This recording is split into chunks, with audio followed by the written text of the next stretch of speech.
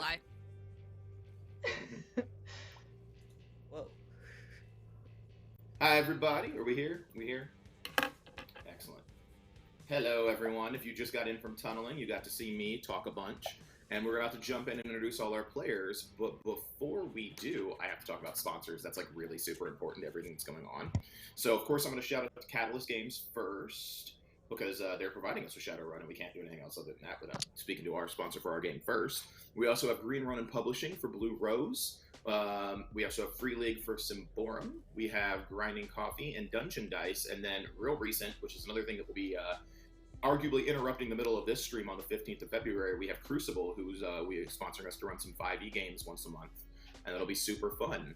And then I'm going to hand it over to my players, and I will start with Lexi in the corner, head down, and then unfortunately Nikki will be last, but definitely not least. So I will start with Lexi up to my right.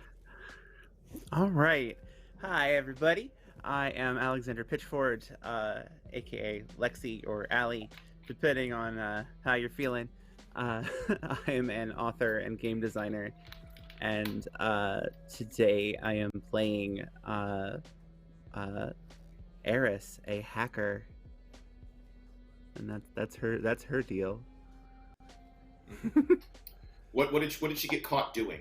What did she go to jail for? Oh, well, I believe she's gone to jail for cyber terrorism, I believe is what we settled on as the terminology there. She got caught doing some not so great things with her hacky stuff. So Apparently, her sensitive information she may have gotten has got her to the point where they're like, just put an end to her. Next, we have Jesse, I believe. Hello, everybody. My name is Jesse, also known as the Himbo Gamer and part of Jekyll and Hare. I am playing Sonata, who is a regular old mage. Thank you very much. None of this fancy technology nonsense. None of this getting dirty physicality thing. None of that. Just a regular old mage. As far as crimes are concerned, right? Sonata was swatted in the middle of one of her live streams where she was testing out some questionably acquired drug paraphernalia. That's what I'm sticking Keep in with. mind, it wasn't the drugs that were illegal. It's where Sonata got the drugs from. That's how she spins it. So, Mm-hmm. that's all that matters. Really, Yeah. is my Exactly. perspective. Thank you very much. Exactly. No, you're not wrong, Jesse. Next, we have Jen. Hello, I am Jen. On the internet, I am known as Savage Pharaoh. You have probably seen me in various Weave and Penny for a Tale shows if you are a frequent visitor of our channel. Tonight I will be playing Prima Donna, or Prim, who is also a mage, but really, her job is basically being the coolest person you know. Because, why use violence when instead a friendly face can solve your problems? She is in jail for the very awkward situation of, harmlessly, innocently moving a few ones and zeros around into various places and not doing thorough research about who her clients were at the time. Which is really an unfortunate series of events and something that she shouldn't be blamed for, because honestly,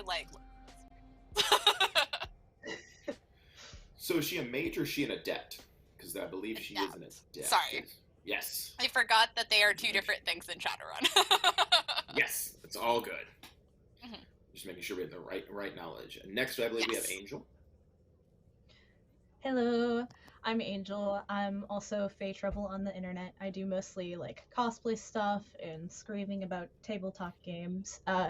Tonight I'm playing my giant troll woman named Riddle. She is the most pretty bodybuilder in the galaxy, in my opinion. She's around 7 foot tall, for anyone curious. and she has just the big long blue hair, kind of curly, like down her back, and I'm so excited to play her. Her crime, her why she's in prison is that she tried to take down a just a small government. She murdered a mayor in some town where they really just hated him. So she did them a favor, you know. They use like did she defenestrate him? Did she defenestrate him? Threw him out of a window, defenestrated him? Defenestrate, yeah, to throw out a window. I didn't know there's there was a word for that. There's totally a word for that. It's called defenestration. I believe she tried to shoot him, and then she just picked him up and just thunk out of the window. There you go. And it was a good day for her. Mm-hmm. Mm-hmm. And last but definitely not least, Nikki. Hi, hi, I'm Nikki. I am the creator of Beholder to No One, so you can find me in all of the things I do there. I am playing Zal, who is a shaman, and she was just trying to fix the environment, and I don't know why they hate the environment so much, and they accused her of eco-terrorism. I don't really see that, but they might be pissed because I sabotaged a few of their things too. I think they are wrongfully accusing me. Just saying. They're the ones killing the environment. That's all I'm saying. That's fair. Well, excellent. Now we've met our band of intrepid protagonists. I will use the word protagonists. Hey, protagonists are the people the story revolves around. Antagonists are the people who oppose you. Moral obligations, good and bad, right and wrong, those are all constructs. I will say that I am very pro-us right now. Like, pro-us. So, yeah, seems legit. So, our protagonists find themselves basically on the eastern side of Azltan, loaded into an AV aerial transport, which is, for lack of any better terms, a vehicle that uses technology. It seems to be a decommissioned, then semi-recommissioned for a police state military transport. It's got 2 rows of 3 seats each, some of them back and forth to each other. Coincidentally, the 6 of you, along with a dwarf who seems to be half out of it, possibly coming down off of some sort of drug high, are all kind of sat with each other as, 3 of you, and because I am split 3 in 2, that's how we're going to do it. The 3 people on my right side are facing the 2 people on my left side, and the dwarf is who's in the middle seat on the left between Nikki and Angel, between Riddle and Zill. Who's in the middle? I probably would have tried to take the edge seat. Okay. I don't mind being in the middle. Tried. That's fine. Yeah. So same. Lexi's in the middle on her side. But between Zill and Riddle, who's sitting? Did you put the big troll in the middle, or does the troll get a window seat? I think it'd be very funny if the troll was stuck in the middle. Yeah, I was like, nope, slide in. I want to look at nature. You want to look at nature? Staring Excellent. at the floor. So, troll staring at the floor. So next to the troll is a dwarf that very clearly Sonata can tell is coming out of something they've been on for a while. Doesn't really realize where they are. And I'm going to go ahead as we pan back. The transport takes off, giving us some time for it to start flying across the jungle landscape. And we can all describe what we look like, and then we can start going into character interactions. So again, we'll start with Eris, what the look of our character is. All right. Eris is kind of a lanky elven woman, kind of wan and pale, with very long dark hair, looking kind of sullen as she's kind of slumped in her seat. Her clothing is kind of a tattered and torn and probably bloodstained if she wasn't given anything else to wear. Oh no, you have those classic prisoner orange jumpsuits. It is great. It is so classic orange prison jumpsuit orange. So then, lanky hair, or lanky, tall, long dark hair, very sullen, just kind of slumped in her seat, staring at her hands at the moment. Okay. And Eris is got stuck in the middle seat. So to Eris's right is Sonata then, I guess. And what does she look like? I think before anybody sees her, they can hear her because she is smacking a bit of bubble gum, which you do not know where she got it from. Don't question it. But she's definitely smacking some gum already.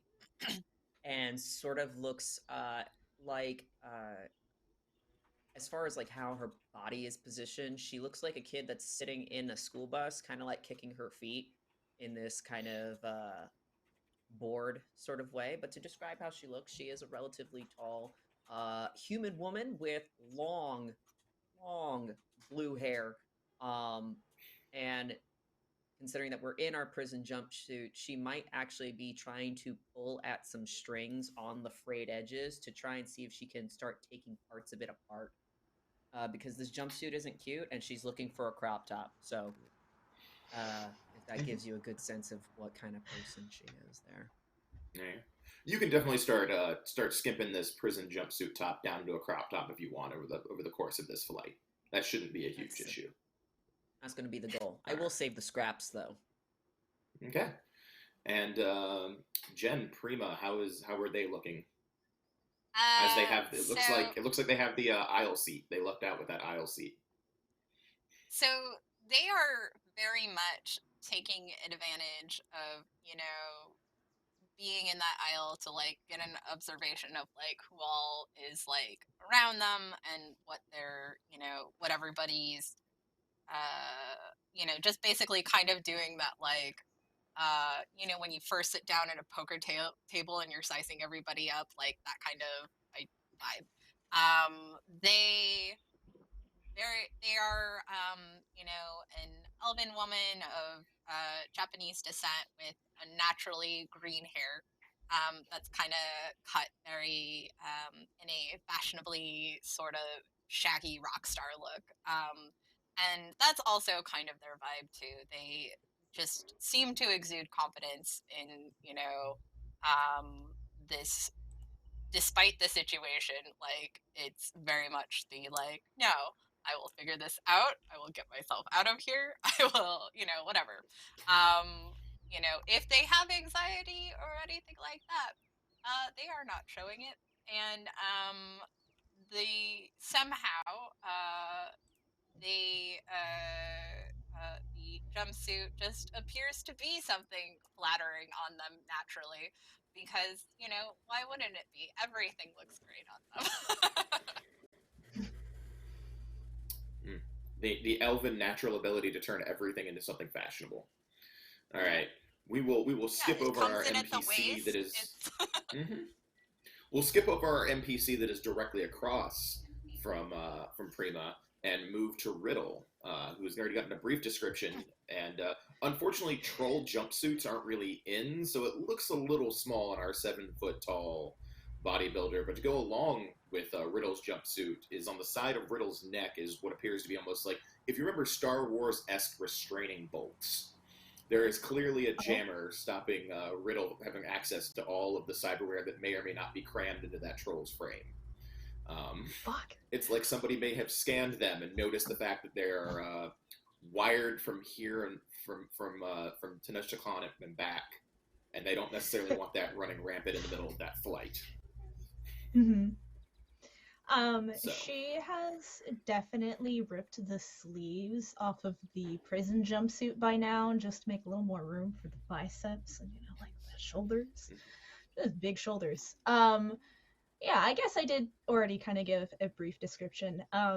She has, like, piercing gold eyes, and bottom tusks that peek just a little bit out of her lips. They don't look like offensive or anything, but they're very cute and curved. And I think that's just about her. Her hands look very weathered and calloused, and her pinky is a little more bent than you think it should be. Like she's broken her hands a couple of times, but they've healed over by now. And I guess I'm just sort of fucking hate it here. Taking up more space than anybody else in the row. Yeah, she's not concerned with like the leg space situation.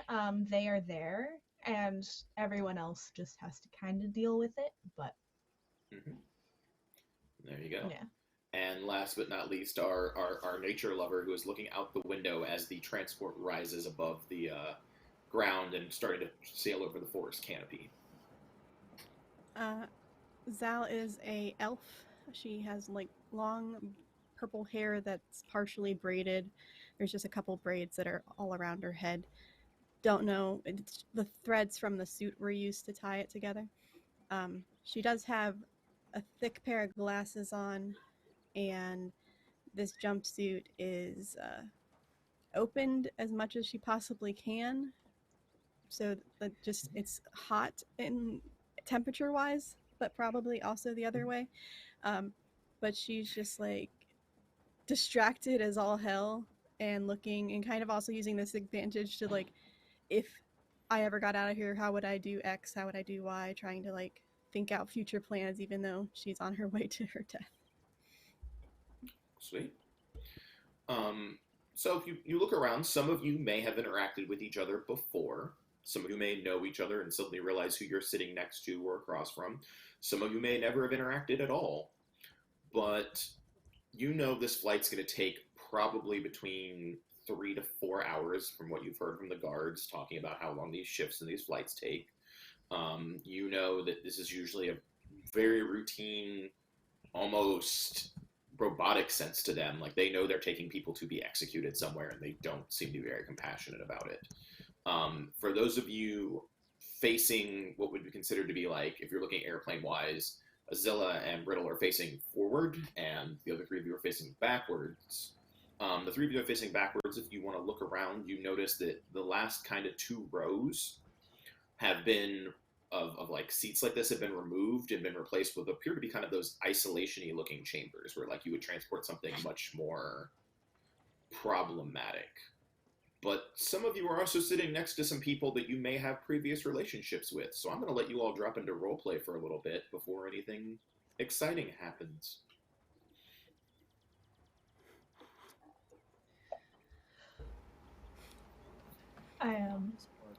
Riddle's gonna... Oh, I'm sorry. Go ahead. I was gonna, Sonata will sort of continue to kind of loudly smack her gum, and she says, "So, does anybody want gum?" I was just about to ask. Yeah. I like hold out my giant hand. You probably need like 2. Yeah. Big mouth. Small gum. Where did you even And sort get of like- that? Kept it in my prison pocket. I'll pass. Which prison pocket? Oh, you know, the one that nature gave us. Oh, that's a good idea. You look Future good. goals. Yeah, well, you're, you know, harping on my style right now, so I really don't appreciate it. Which is kind of not a surprise. All things considered. Considering we're imprisoned, I don't think it is the goal to be particularly fashionable. I mean, you can make it work. Obviously, you can't, Prima, but I can. Wow, we're starting that already. If it is Don't we any have bigger things to consolation, worry about? What else is there to worry about? Honestly. They're going to execute us. Listen, just because you can't look as good as me doesn't mean you should be upset about it. There's not many people who can, and it's okay. I still appreciate you. There You are sound like worse every things salesman than out dying. there that I hate. I'm just saying, there are worse things than dying. Looking bad is one of them. Besides, it's the end of the road for us appears to be, so I'm not really stressing it out too much. Oh no, like, we can get out of this. It'll just fix itself. It always does. I mean, I don't know. Like again, these are things that tend to be problems for like other people, and there's always an angle. We just have to find it. So you're saying you got brought back down to the earth instead of you having your head in the clouds? They seem Gotta like be with they're us little firmly people. ensconced in the clouds to me.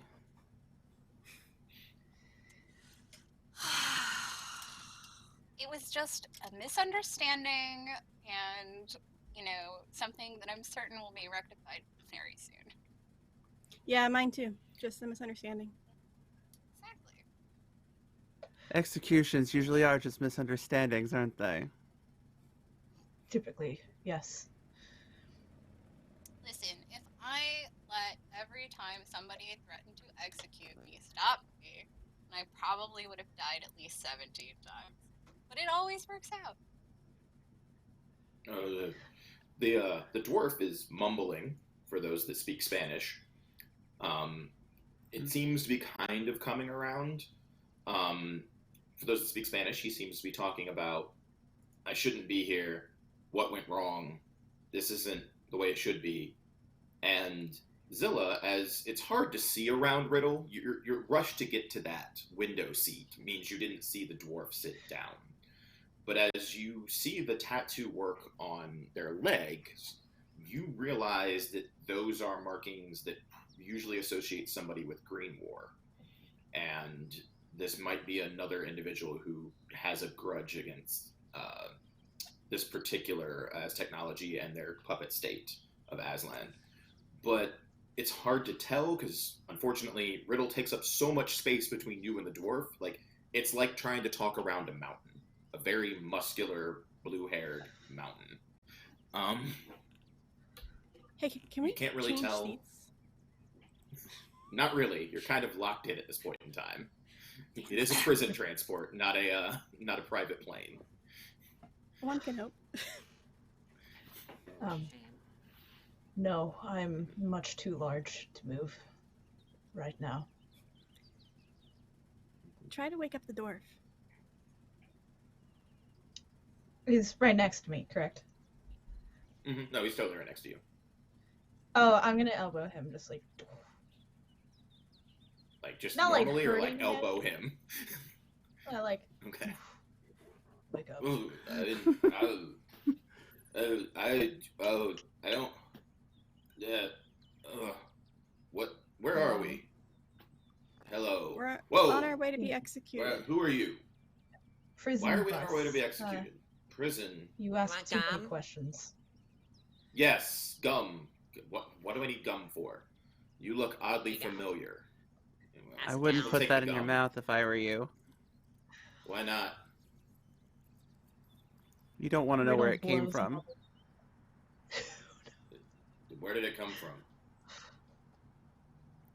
Prison pocket. Prison. Yes. Which one? She'll kind of The one on your nudge her head pants. toward Sonata. You mean Go look at who? Sonata again. Which one? I'll let you know What's that up? my prison pocket is very well perfumed. Thank you very much. Oh, okay. He'll just pop it in his mouth. Like after that, like whatever. like, What I thought. like Wait. he's making the assumption it's one of the two prison pockets, and he's assumed which one it is and moved on. You were part of the. I'm sorry. What did you call it again? Green. Green War. You're part of the Green War. I have worked with. How do you know that? What? Because Oh.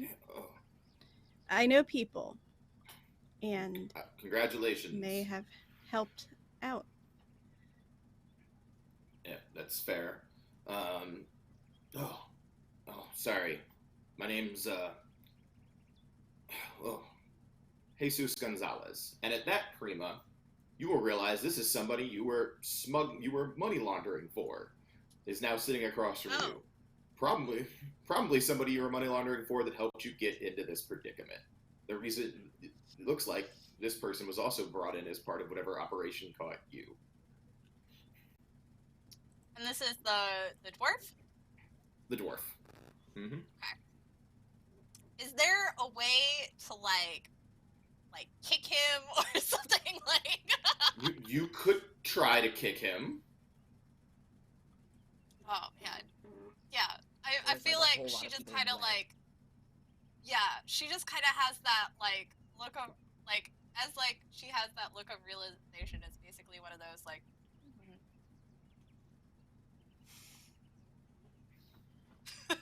kind of expressions. Like if you kick him like in the shins, and he looks very annoyed back at you. And at this point in time, Eris realizes that all the documents that Eris has stolen and / acquired, be they legally or illegally, some of them might have been banking documents and movement documents. And this name has come up in those documents. It's clearly a SIND alias, and for those of you unfamiliar with Shadowrun, SINs are serial identification numbers. They're things that are basically your ID codes that lets the world know who you are. The SIN that's the Lexi Eris, one of the SIN type of this, is clearly somebody who was designed a front man for things, and you're kind of piecing together that some sort of bust that dealt with Green War happened, and these two were caught up in it, and that he seems really out of it. Like, he should not have been put on this transport. Like, you were sent through the justice system really cognizant. He looks like he's coming off, like, especially for the Sonata, probably like a 4 or 5 day long bender, which tells you that he was probably not interrogated the same way the two of you, everybody else, the 5 of you were. That he was possibly interrogated for with other reasons and other things going on. Why'd you kick me? Sonata will lean over. Hey, buddy. Hey. Yes. Hey. Hey. Yeah. Yeah. What were you on? Because it looks like it was I really wasn't- good. I wasn't on anything. I just, when they bagged me, they must have drugged me with something. You know, the first step of admitting that you have a problem is, like, you know, admitting that you have a problem. Because I don't have a problem. I don't. What's have a what's the last thing you remember? I was going to meet with some contacts about a shipment from the Caribbean League, and everything went to crap. That's the last thing I remember. That was the date, and you realize that date was probably about 2.5 weeks ago.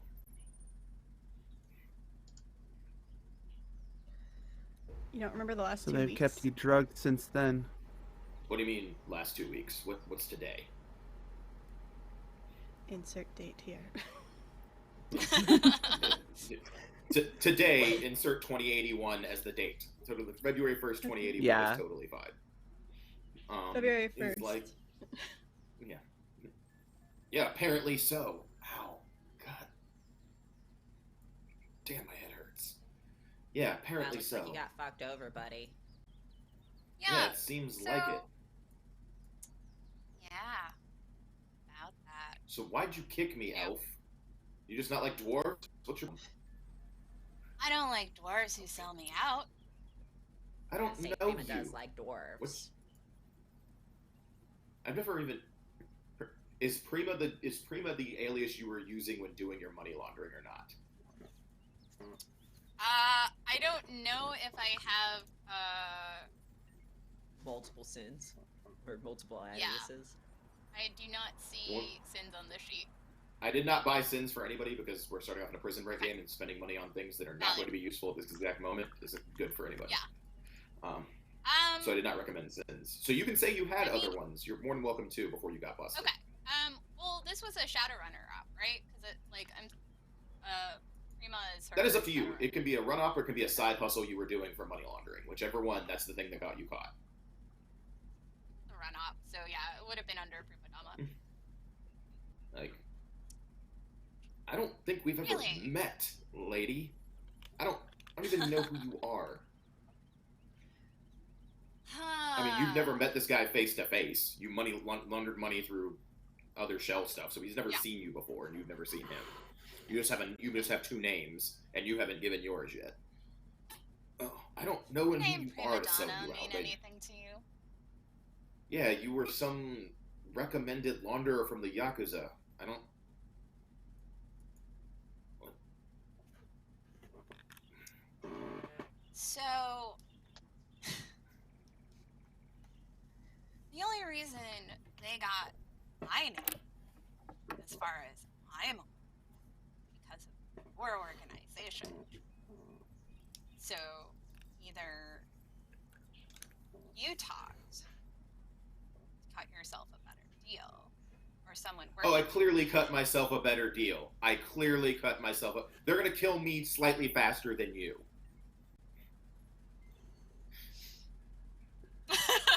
I think he's got you there. Point being, your organization's the reason I'm in this fucking mess. So yeah, that's why I kicked you.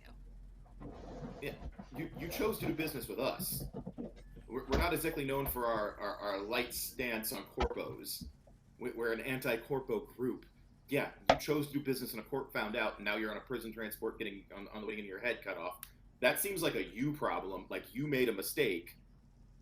Like, we don't shy around what our business model is, or lack of one. But I would have assumed, given that these stances... you know what you do when you assume? You make an ass out of you and me. Go fuck yourself. I'll think about it. Isn't your job A lot of fucking fucking is gonna be OPSEC and going on everything? soon now. No, my job is not OPSEC. My job is rigging, but that's a whole other conversation. Oh, I just happen to be the front man on that particular situation to make sure that money got, and then the drones, it's moot point. My job is not OPSEC. The guy who did OPSEC is probably very dead right now. So if somebody in Green War gave you up, great for them. It clearly wasn't me. So kicking me gets you nowhere. Oh. But, so this is, we're about 20, 25, 30 minutes in the flight. We're now kind of heading over the jungles of southern Mexico, like that kind of forested area. Is Zilla paying more attention to this, or is Zilla looking out the window? Zal. Zal, sorry. Is Zal Zal. looking out the window? She is listening to the dwarf because now her curiosity is piqued, but she's also looking out the window still. But she'll speak up every once in a while in the conversation and say something about the Green War and agree with him or add something to the conversation. But for the most part, she's still just she's the one focusing out the window. Go ahead and give me a perception roll. First roll of the game. Hooray.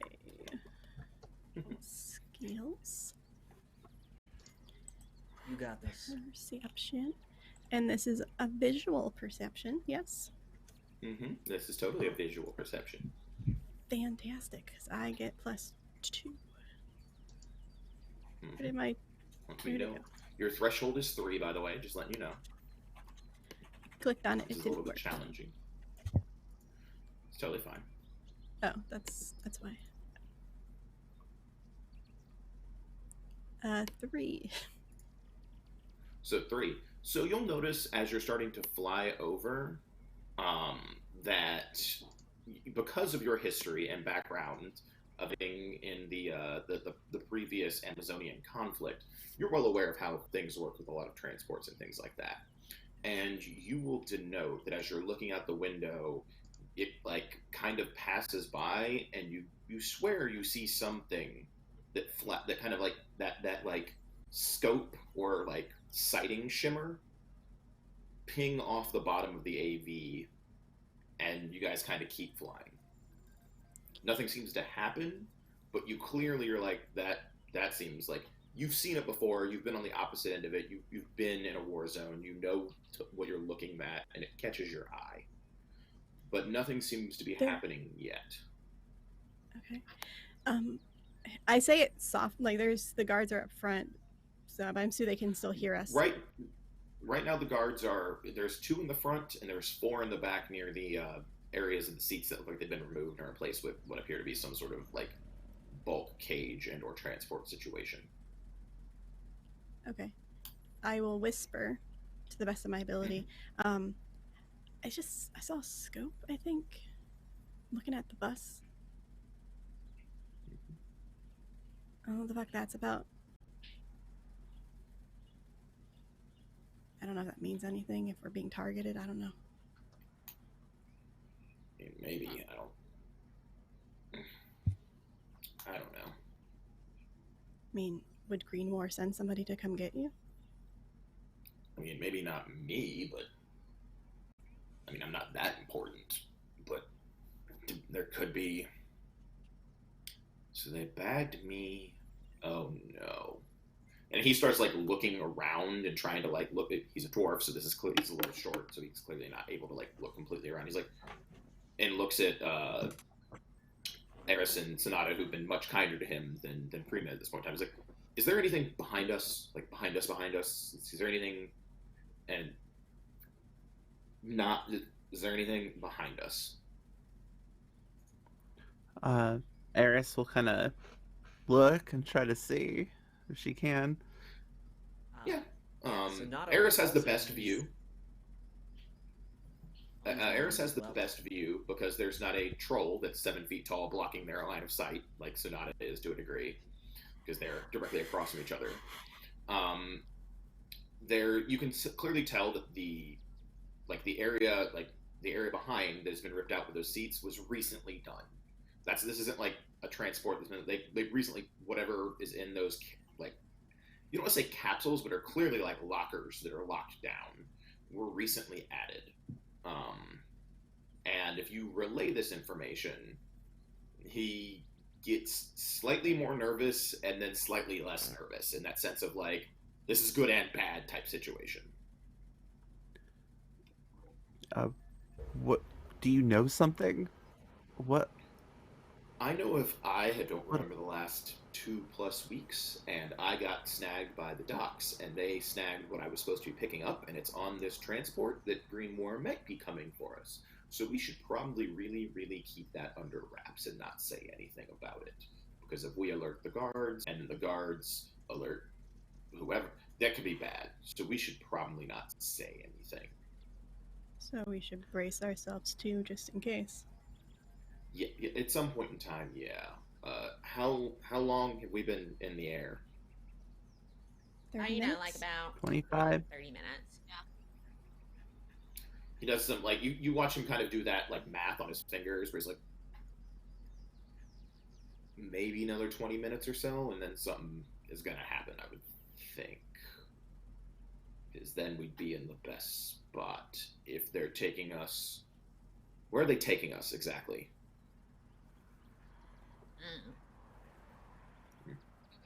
If you told me, I forgot. Yes, we did. You're taking you to Chichen Itza, which is an execution site. Ah, Sonata You are just doesn't going retain that to sort of information. Die. What's up? there. Riddle said just we're going to die.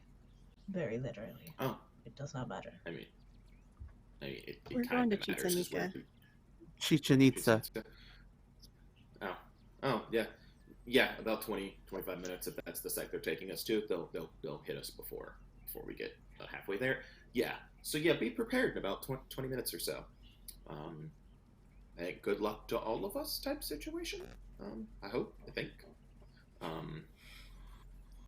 But heartening. yeah, you look.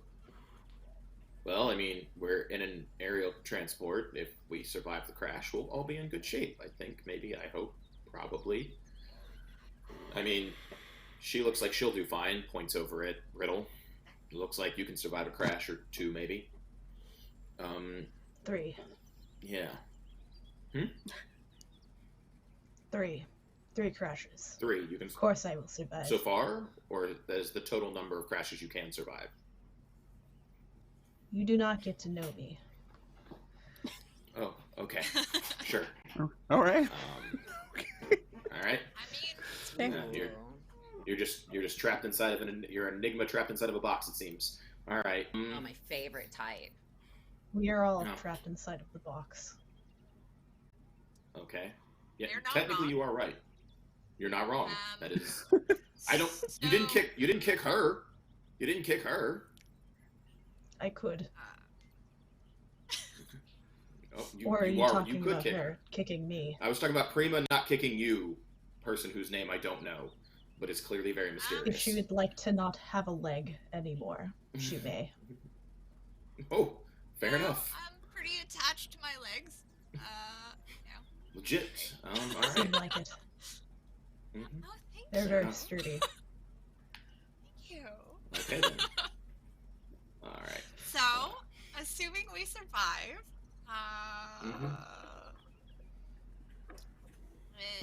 there is a great deal of distance between where we are and where we would need to go to move on with our lives. Yeah. Mm-hmm. Yeah. Are we all Factual. I capable have of working together? I have a She question. looks pointedly at Sonata. My question, out of character, is those guys have the ability to walk around the bus if they want to, right? Yes, the guards totally do. And in theory, if, say, there was some sort of, like, disruption that would cause some of them to stand up to perhaps try and take care of a disruption, at the same time that the theoretical shit about to go down scenario, Mm-hmm. do we think that that they may or may not be injured more grievously than normal? They I were mean, out of their definitely if you're in a seats crash the landing and they're not event of strapped a- down. Oh yeah. Uh-huh. Oh yeah. Oh yeah. All right. Sonata's gonna set the mental clock. Sure. Because I think she wants to create a very, very specific distraction. Sounds good. It's fair. Super fair. So the moment that Prima starts looking at her as if she's not going to cooperate, or some sort of strange and bizarre assumption, I don't know where that's coming from, Sonata is going to hold her hand up with one finger and say, just you wait. Just you fucking wait. On a separate note, as far as my character's particular flavor of, never mind, you answered my question.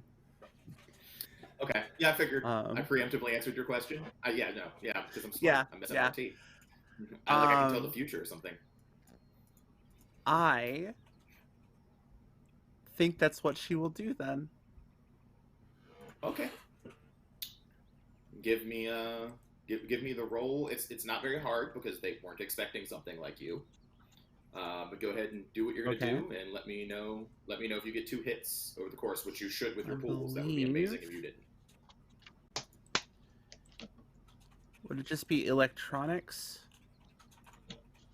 No, you'd be using your abilities to actually enter and hack it Ah, because you can't then physically yes. get to. Okay. You can describe let's what you see look here like while then. doing it if you have any side effects from that right now. All right. Well, Eris, who aside from her little quips has been fairly quiet so far. She just kind of sits back in her chair, like she's kind of like hunkering down and getting comfortable, and she closes her eyes, and then she just kind of like slumps slightly against the person next to her. Mhm. Like she's passed out. Let's see here. As far as the I'm trying to see what the matrix action to do that would be. Cracking. Just cracking? Yeah.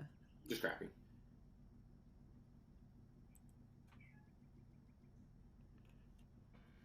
Only got 2 hits. That's all you need.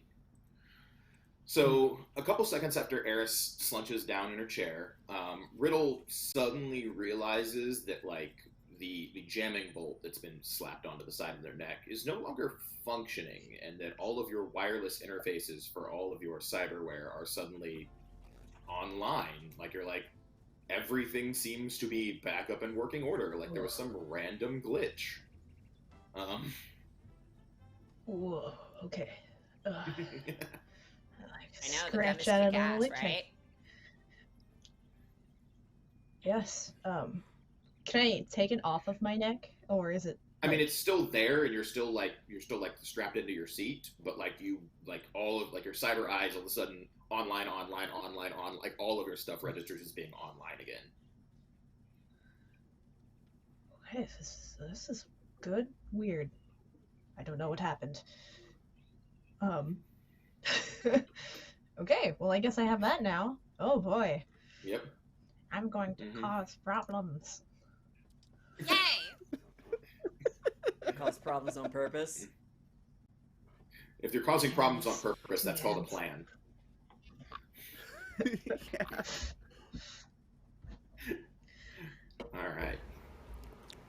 So it seems like for the next 20 minutes or so, you guys have the ability to formulate a plan. How would you like to go about formulating your plan for about 20 minutes of internal clocking?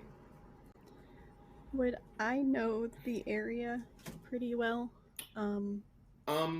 You are familiar with the ability to survive in the area, but the war that you fought in was much further on the border between Amazonia and Azltan than you are. You are deeper into the continents of Mexico, what used to be Mexico, than where you used to be. Okay. You could definitely forage and find a way around here and live off this land, but it is not terrain you have actually been to before. You're much deeper into the state than you would normally been. Okay. Cool. I don't think I can, but I can't. If I try to reach out to my mentor spirit, I won't be able to connect. Correct? Not with what's going on right now, no. Okay. Just making sure. You're a little ways above the land. That's why they're fine with transporting mages. They don't have an on-site decker because they took away everybody's decks and stuff and didn't realize what they had in their hands because somebody spent time masking their true powers. And so now the situation may have changed a little bit.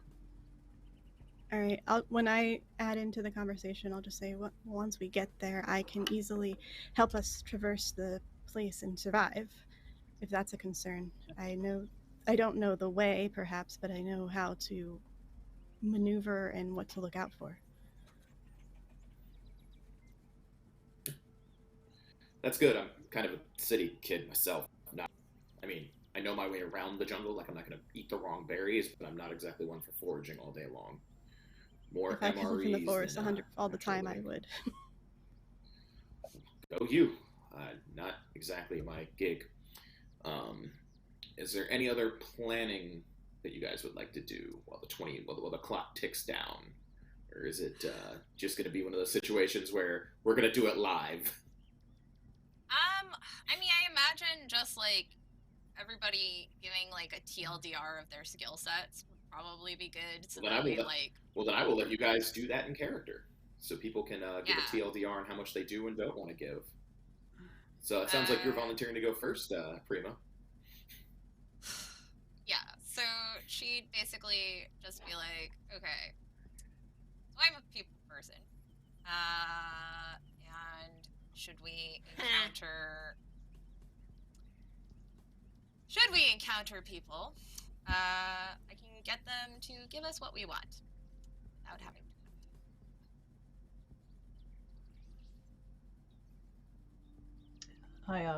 If you need anyone away from you, I can help with that, and if I can get my hands on a gun, that would be even better. But I can do my best to protect all of you until we go our separate ways. Only until then. Well, I mean, This isn't really cool. Yeah. I think you are pretty cool as well. However, this isn't my typical crowd. We're all so tiny, small. But Fair. this could work. Once I can touch Mother Nature, I will be able to help with magic.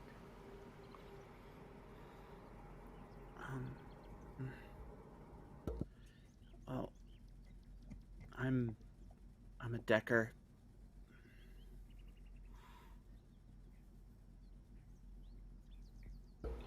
So That's good. we can Other than make bubblegum, this work. what do you do, bubblegum lady? Drugs. Wow.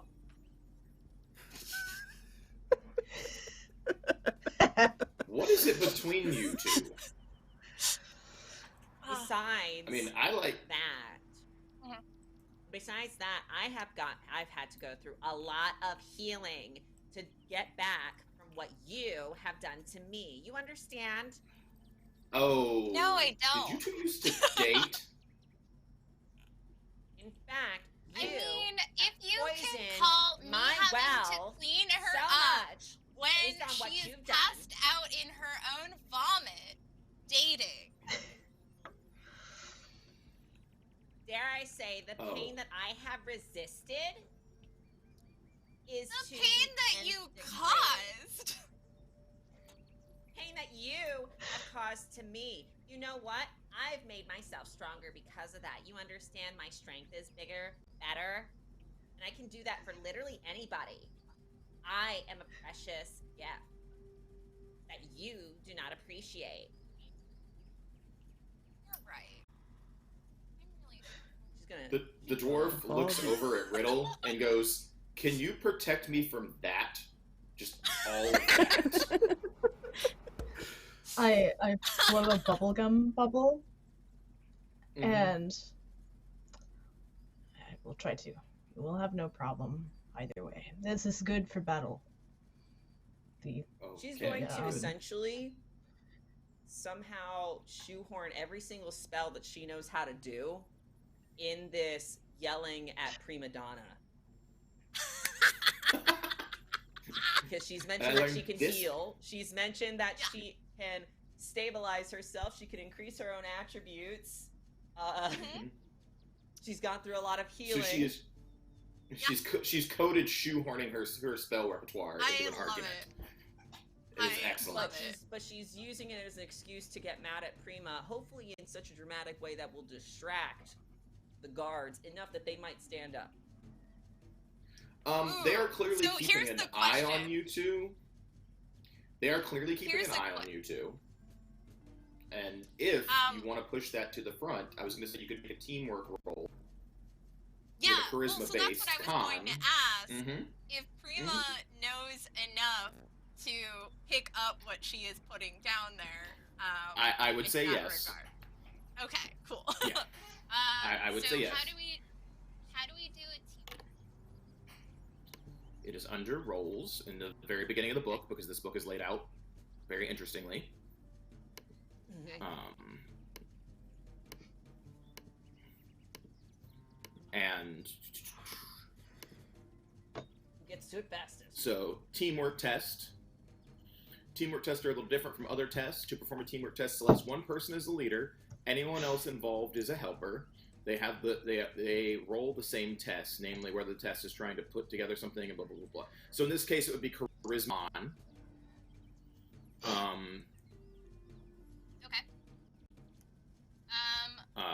Just a charisma test? Mm-hmm. Yeah. You guys are causing I a giant get- distraction. This is a charisma. You're trying to con the guards into paying more attention to the two of you and getting so up in that to case, come engage. that would probably I should be the leader, probably. Yeah. Now the question I have, Paul, is Mhm. do I get the bonus for like first impression and stuff like that?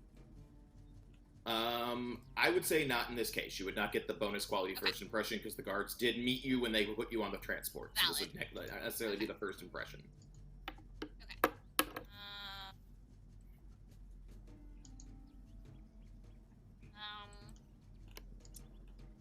Okay. So what happens is first test. Blah, blah, blah. I think I have to roll first so we can know what bonus You do roll first. Yeah. You add extra die to the leader's die pool for every success you get. Just so you guys know, as charming as Sonata may be, in play, on paper, her charisma is kind of low. So... I think you are successfully portraying the type of charisma setup you wanted. It is Okay. charming, but just so slightly obnoxious. Hey, you only Hey, get a hit's a one hit. from me. But that's still an extra Mhm. dice. So that's Alright. go ahead and roll. You roll 15 dice then on your charisma plus con. Am I just fine to roll 15d6? You can instead of clicking the button, you can roll 15d6 instead. Yes, if you would prefer. Oof. You did not glitch. That's good. Yes. So, 7. 1, 2... 7 hits. Okay. You two because she has escalate this voice control. into that argument. Yeah. Yeah. Oh, voice yeah. control. Sweet. Just like, Mhm. listen, you've broken my heart, and I've been working so hard. I loved you. Yeah. You don't Sweet. love shit. You love money. No, you don't understand. Like, I had to watch as you were just hurting yourself over and over, and it destroyed me. Is this like So the what dwarf is really about- looking around very confused, like, is this normal? And as that's happening, 2 of the guards come up and they're like having that like breaking moment of like, all right, we have to break this up type situation because it's disrupting the rest of the flight. And because you got 7 hits, Zal will look out the window and realize, oh shit, because Zal gets all the signs of like there's a flash here, there's a flash there, and then Zal sees the like clearly anti-air air-to-air missile, the ground-to-air missile start flying up, and I will say brace. like, and as that's happening, it kind of spirals around the other side of the AV transport and hits the opposite wall from you all, causing a like that classic airplane tear moment where like the 2 guards that are in front of you about ready to break it up just get sucked out of the side of the AV. Can we say And- that, like, because I got so many hits, it was one of those things where Prima just, like, in the fit of passion, like, threw them, like, can you believe that?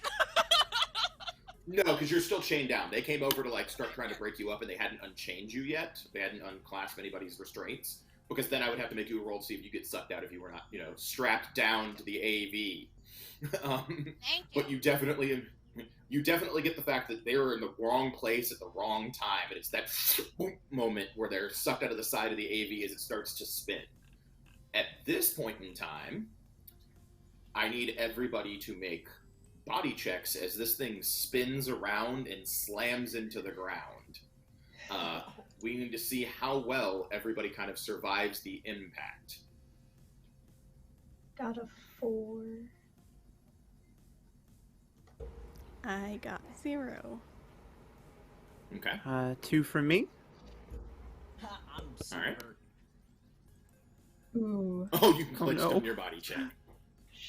Well, I'm going to be real clear. The advantage of you all being strapped down is that it's stun damage to everybody but Sonata, who glitched the roll. And Thanks. for every hit, well, you glitched the roll. I can't help you when the dice roller hates you. I can't help that. So it would have been 4 stun. Subtract 2 from every hit you got. Sonata will take 2 physical as a piece of debris like slashes the top of her head. As you know, that happens. So if you got 2 hits, you took 0 stun. 1 hit, you would take 2 stun. And clearly Riddle takes no stun with that big 4 hits. So it I'm looks like sorry, how many stun did I get? 4 stun Okay. as you're rattled from the crash. And if you had 2, it's 2? It was 2 for it's 4 total. It was -2 for every success. Okay. Okay. So So if you got 2 hits, you took nothing. You're just jarred from the crash. If you got 0 hits, you took Zal got 4 stun, and then Sonata got hit with a piece of debris as it flew off from the explosion. Almost everybody is rattled from this crash. Several people are in not as good shape. The guards start to slowly come to because they're guards and they're kind of proto-trained for this situation. There are a bunch of dead people on the opposite side of the AV, as you know, it did blow a hole in, and all the people on that side are gone and flew out of the side of the AV. But you guys have a couple of moments. Who wants to try to do things?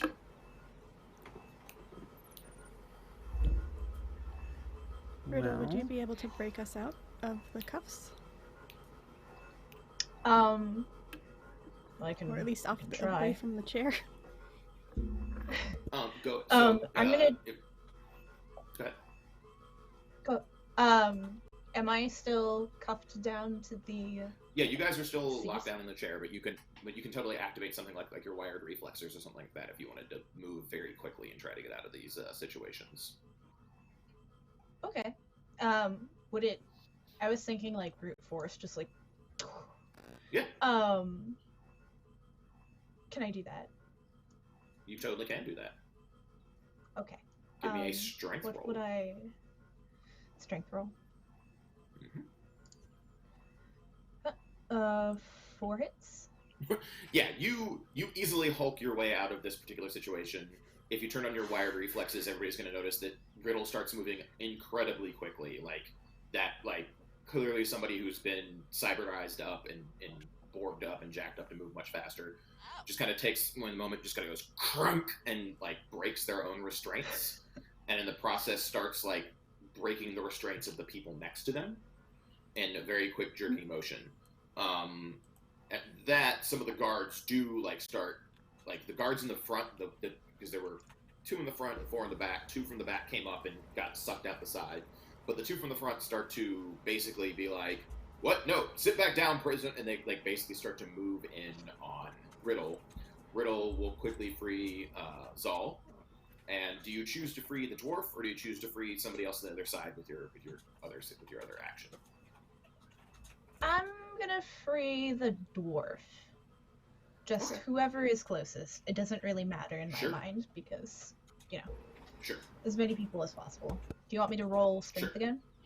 No, those 4 successes, I'll let you break those people free, and I'd rather be in narrative space right now than going to go into real combat with people pinned down, because it's less fun for folks. Yeah. So it's kind of one of those narrative. It's kind of one of those narrative moments over. I want to run real combat at this exact moment in time. Sure. So you free them, like the dwarf straight, like, because I don't like running NPC on NPC combat because I think it's lame. The dwarf will straight run up and like kind of headbutt somebody in the gut and grab one of the guards. What does Zal want to do? Do I feel my magic yet? Oh yeah, you felt the magic about 5 seconds after the about 2 seconds after the AV slammed in the ground. It's been a few moments since that's happened. And we're surrounded by trees. Yes. Totally, yeah. You crashed through a canopy, so yeah. So I'm going to animate wood and rip off pieces of the trees to slam them into as many guards as possible. Sure. Basically trying to just pierce through them. If I Just give me a roll on that to make sure you do it and to see if there's any drain or anything for it. I'm not going to make you roll damage, so. Did that work? I am going to amp it up Sure. by 1. Amping it up by 1. 4 hits. All right. Plus 4 the hits, amp. roll your drain. How are we attracting attention? I can barely hear you, Jen. What's up? How are we tracking Edge again? So Edge will start at the beginning of a combat, at the beginning of an encounter, and then the way it works is every time that you're comparing things, we're kind of doing a narrative combat situation real quick to settle this out, and I'm not going to make a big deal of it. I just want to know how much I can drain... use Edge to reroll. Sorry. Mhm. You can use Edge to Can I use reroll Edge that. to reroll? Cool. You can use Edge. How many dice are you looking to reroll? That Because didn't help much. you pick a number of dice equal to a number of edge, or you burn a large chunk of edge to reroll all your dice. I believe it is 3 edge to reroll all of your dice. Oh. So you just I don't pick have a 3 number edge, of dice. so whatever I could have done Well, to there you get go. 1. You reroll one die, so You reroll 1 die per. Okay. You could spend, if you have 2 edge, you could spend 2 of those edge to reroll 2 dice. That didn't help. Fantastic. Didn't help. All right. So I'm going to be very cinematic because you are on the ground and you get your cool moment. You hop up from your chair after Riddle has freed you, and you explain how you cast, because that's important. As soon as I feel the magic come back to me, I just like pull up my hand and start chanting, and my eyes close as I feel the trees around me, and I just force like I grab something and then thrust it forward towards them, and then sticks will just shoot through the broken windows into the guards. Is the goal. Yeah. So like through the broken windows in the side of the hole, a bunch of wood comes in and kind of skewers the other remaining guards, leaving them like dead or possibly in the state of dying, basically incapacitated, so they're not hurting anybody else on the in the ship. I will say they're incapacitated, but not dead yet, because you all will make decisions whether you want to kill the guards or not here in a moment. And I take this 4 allows stun for failing the drain. Correct? you totally take 4 stun from that, so you've taken 6 stun right now. So you're looking a little worse for wear when it comes to your stun boxes. That's the thing I wanted to check. So right now you guys have what appears to be whatever's happening in the closed off cockpit, because you've not gotten in there. You have 4 incapacitated guards, and you have other prisoners that are also looking like they would like help getting free, because keep in mind this is a transport full of, for lack of a better term, a bunch of people about to be executed. And does Riddle free the other 3 people on the other side directly across from them? Yeah. I would like to free just everyone. Sure. Like everybody on the entire transport, or... Mm-hmm. Okay. Unless they're Give me like, another strike. hey, I'm gonna stab you. Then No, none of them are probably like, not hey, the you're gonna rude stab ones, you. but yeah. Go ahead and give me another everyone. strength test. Mm-hmm. That's 3 hits. So, it takes a little bit of time, probably about another 5 minutes, but Riddle is walking around freeing everybody from transport. A lot of them just take off into the jungle, and they are just happy to be not dead and get out of here. In total, you free another about 12 people, because there would have been a handful of rows, probably 8. There originally would have been 24 people-ish, on 12 on each side, but because the last 2 rows were taken out and there's a giant hole where there used to be a group of people, you're left with freeing about another 12 people. Most of them take off into the jungle. Some of them kind of linger around the crash. 2 of them are trying to get into the cockpit to deal with the pilots that are in there and see what's going on in there. You all were the first ones freed, and the guards were dropped. What do you want to do? Do you guys check the guards? Do you ravage their gear? Do you kill the guards? These are all important questions before the people who shoot you down arrive. You're kind of in that calm before. Yeah. You're kind of at that calm before a second storm situation. Go ahead, Lexi. Sorry. I was just gonna say, Eris will probably move to one of the guards and see if they have a pistol or something. They are carrying batons, and they are carrying Ingram machine pistols. So. Okay. Mm-hmm. There are four basically stun batons and 4 guns between the lot of them. Well, she'll pick up a pistol, one of the guns. Mm-hmm. Just kind of, Sure. take a quick check of it and try to get her bearings. Each guard is carrying 4 magazines, so between you have 4 Ingram machine pistols, 4 batons, and 16 additional magazines. If you guys collect everything. Okay. One of the other prisoners does seem like he's going to put up a fight about if you. I assume you guys are collecting all the guns, right? Mm-hmm. For the 6 of you. Possible. Yeah. I don't need if there's gonna be a fight I just about a want- gun, Sonata will hand off the gun. Just let me have the baton. Oh, then yeah, one of the prisoners totally is like, well, yeah, sure. They'll like one of the guys goes to go roll one of the guards as fast as possible, and like is like fine to give you the baton. And he'll take one of the guns and 3 extra magazines, and he'll run off into the jungle. Like he takes a gun and bounces. He arms himself and gets out of there as fast as possible. 3 magazines, which means we Fair have enough. 3 extra magazines. Got it. Yeah, you have 3 less magazines than you would have had, so it's 13 instead of 16, and 1 less gun. Prima definitely grabbing a gun. So Prima has Do a they gun. have any earpieces on them or walkie-talkies or communicators? It looks or like all comlinks? their electronics are built into the helmets. They're wearing like that kind of prison riot jumpsuit look. So there's a helmet and then a chest piece, and they are clearly like. Is there any water or rations that we can also grab before we flee? If you are rolling the whole kind of ship, you will find like a first aid kit and like a jungle survival kit, a ration kit kind of in the floorboard area that you can lift up. Sweet. Yeah.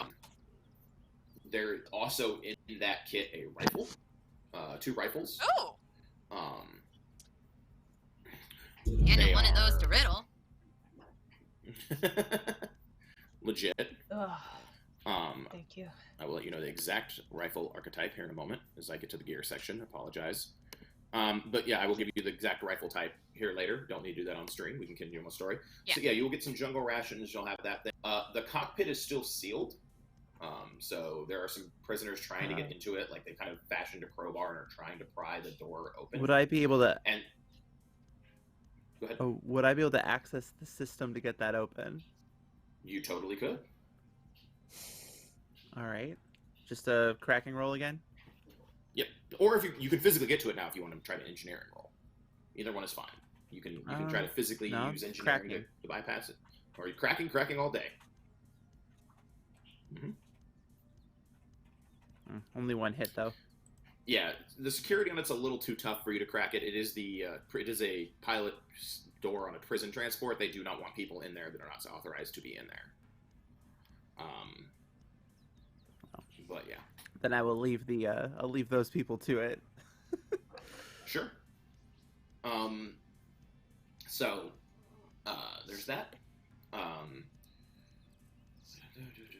Most people flee. A couple of them hang around the outside of the craft trying to get their own bearings.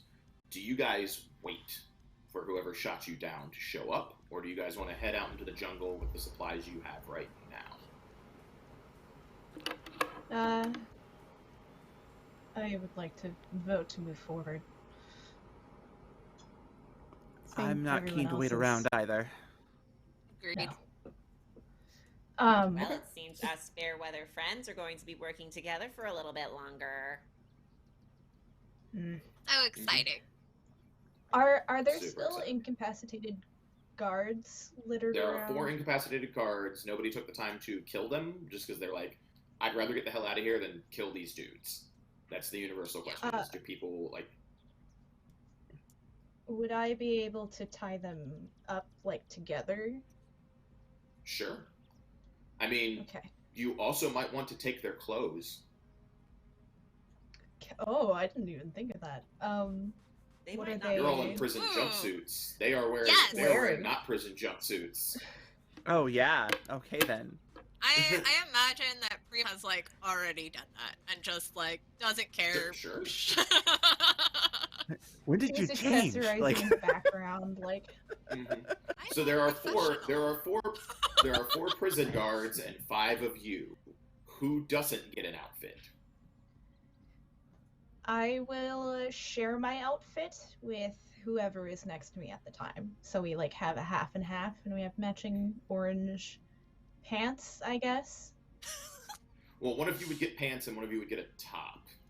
So, So hang on a second. Oh, If I may make Well- a suggestion, okay. we leave somebody in orange so that way they are the prisoner we have recovered. Should anybody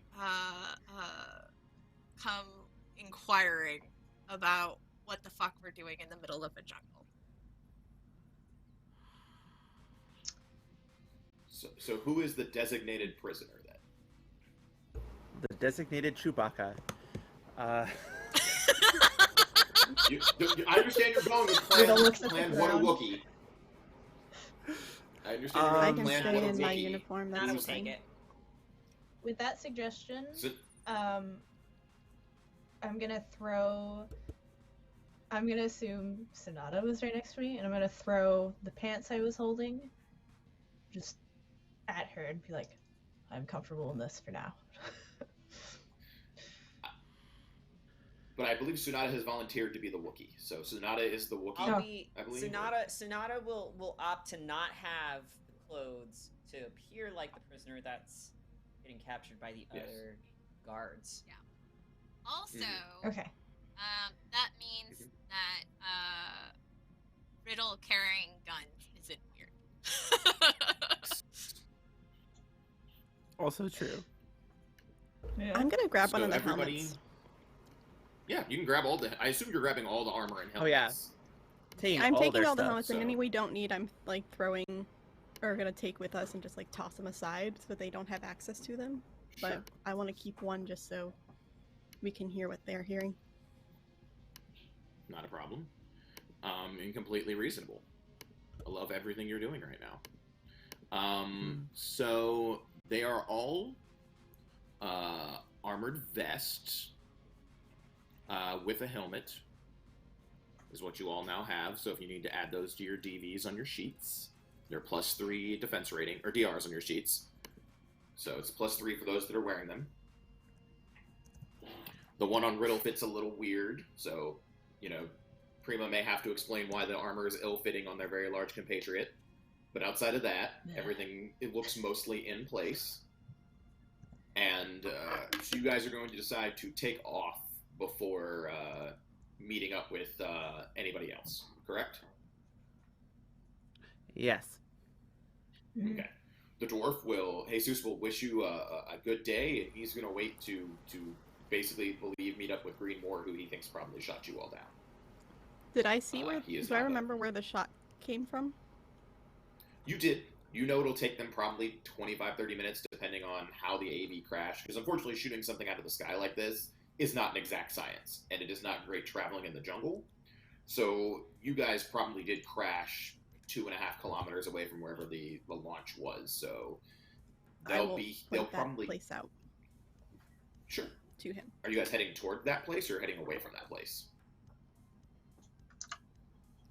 I would suggest we go towards, but that's up to you Oh. all. Do we have a reason to meet up with these people? They just rescued us, technically. Perhaps they have more things that they could give us to help. I don't think they rescued us specifically, though. I said technically. We're mean, incidental. I don't think they give a shit about who we are. And I'd rather not deal with more people right now. Okay. It is entirely possible that if we can figure out thereafter, we can negotiate a better deal to get the fuck out of here faster. I'll just clap the dwarf on Wait. the shoulder and say, "Good luck with your causes." And then Not a problem. Can I keep a baton? Start walking away. That'd be nice if I could get a baton. Just in case any of the prisoners come back. I give him mine. Okay. So down one, have so you a have 3 question. batons. What's up? I have a question.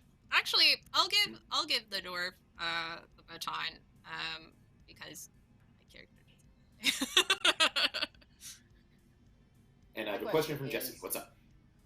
My question is, would somebody who has the skill outdoors be able to figure out maybe a general direction, like a north-south way, like general heading Yeah.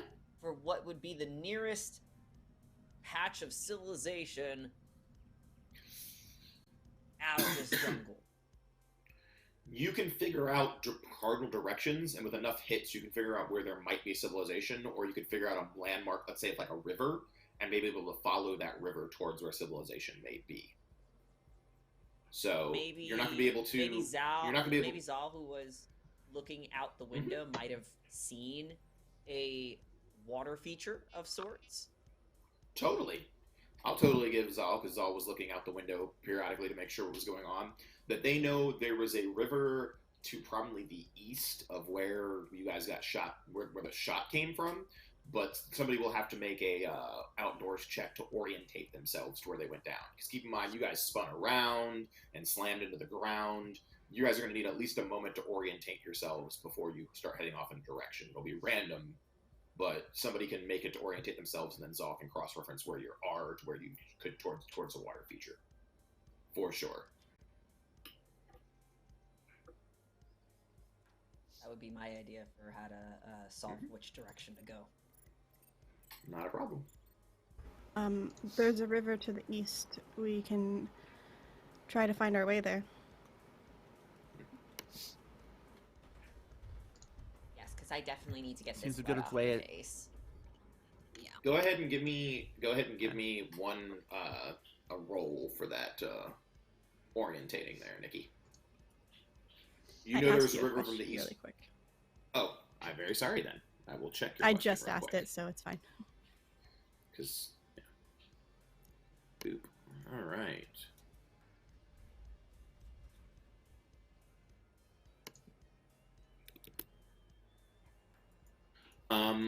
Yeah, no, you're fine to do that. Yes, so I will need somebody to make an outdoors check, whether it's Zal or anybody else that may or not have the skill. I have a 2 in outdoors, so I could. Sure. Um, Intuition outdoors is the role I'm looking for in this Yeah. particular case for orientation. That'd be 5 dice going that way, so I can try. Or you guys can teamwork it.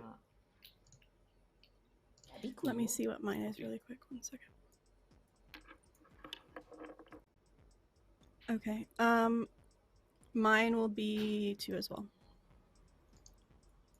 Okay, so So who is the leader and who is the follower on this one?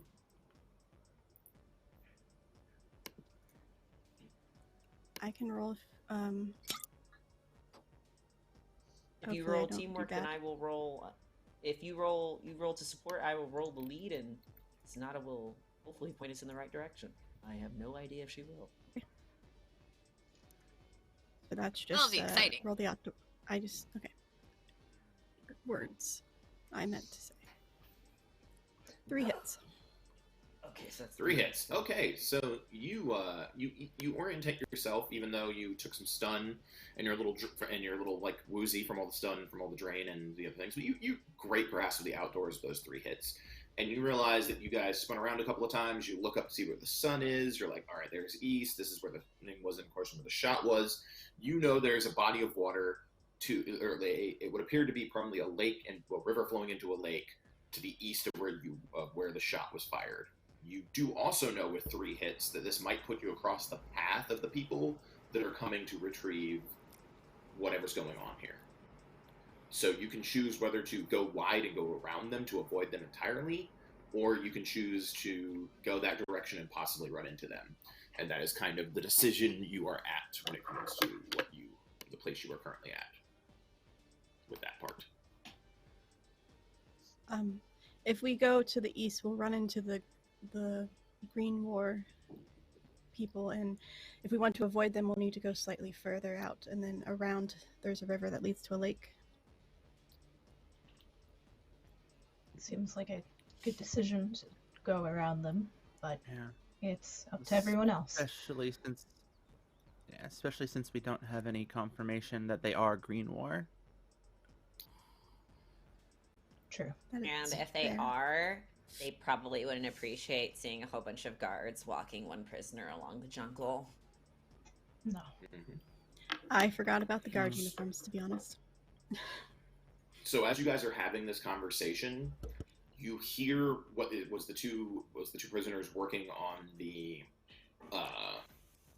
door, and you immediately hear shots like following that up. Like they clearly pried the door open, and somebody immediately started shooting out of the cockpit. Hey, we need to go. Yeah. One of them, Like now. okay. Already go. Agreed. We're out of here. Bye. So you guys just bounce. You're like, we're out. We're done. Nope. Yep. All right. Yeah. Deuces. All right, cool. Makes sense. You guys pick it a bounce. All right. So, you head out. Are you going the shortest way, or are you going around the long way? Long way. Long way. Yeah, it Avoid sounds the- like around to avoid the Sweet. whoever shot the transport down. Sounds good. All right. Go ahead. Give me a roll, whoever's going to be leading the outdoors, to keep you guys in this very jungly environment safe. Because you guys are in a jungle. With don't the think with so. with the teamwork roll, could I theoretically use those 3 hits as my modifier towards my outdoors roll? So if those 3 hits for the teamwork, sure, I'll let that slide this time. Not in the regular, but we're doing things to expedite. So you I'll can- roll it just normally. I was just. I mean, you can teamwork the roll again. You can teamwork the roll again. Okay. Just Well, to, I technically, just I need to know think my who's- role. I think my role Yeah. was supposed to be the teamwork role, and then Sonata was supposed to roll again using that. Oh, okay.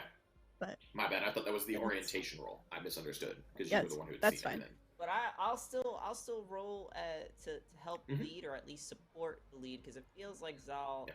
being a shaman, knowing nature, probably should be the leader in this role. So Sonata will help. Sure. And roll 2 hits to support, so you get a +2 There you go. modifier to your outdoors roll, Zal. Also, it doesn't make sense for the prisoner to be leading, so that's also probably a good idea. Exactly. how do I add exactly. 2 to it? It should Unfortunately, it's ask gonna- you for a modifier window. Yes.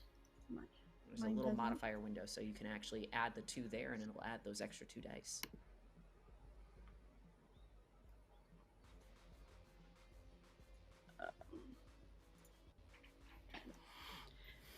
Okay, outdoors.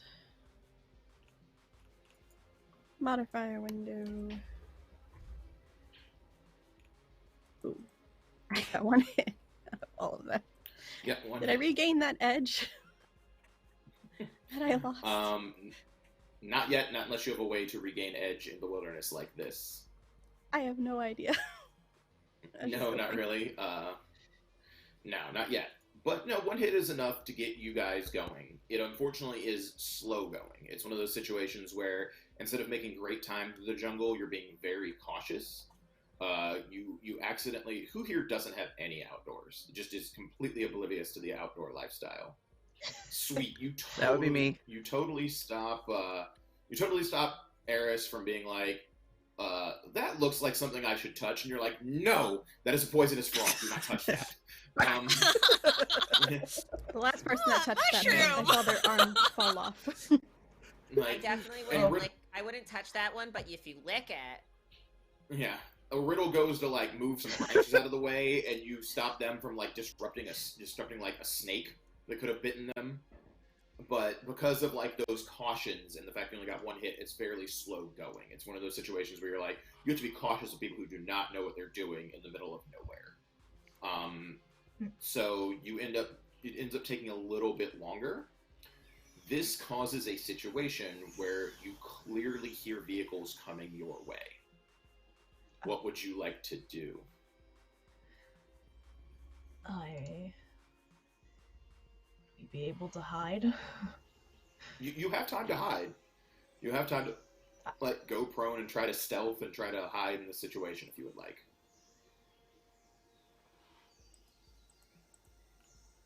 I think Hiding it would might be a be good idea good. to hide. Hi. Sweet. That way we can All at right. least see what's coming by. If we feel like we can Sure. hijack it, then maybe we'll hijack it. But I think we should definitely. So do you guys want to try to I'm- hide individually, or would you like to have a teamwork hide and have me set a threshold? I will let it go either way. Um, I This is one could of try the to find a situations- place using survival specialization to see if there's a place that looks like it would be a good place to hide. But if that's not going to be helpful or not, then That's not going to be helpful in this case. This is way more. Your survival is what kept these guys from all getting bit by poisonous animals and bit by snakes and touching poisonous frogs. Never mind. This is more of the situations of, are you guys going to try to quickly duck to ground individually, or are you going to take the couple of, like, the minute or so you have as a group, try to stealth together as a unit?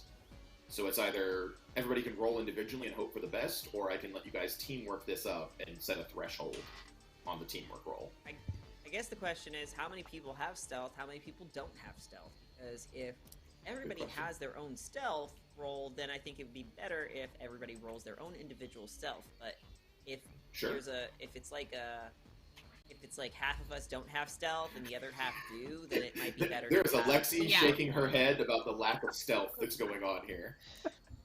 I definitely do not. I do. I do as well. We can do a group one to help cover everybody. Yeah, let's do group one.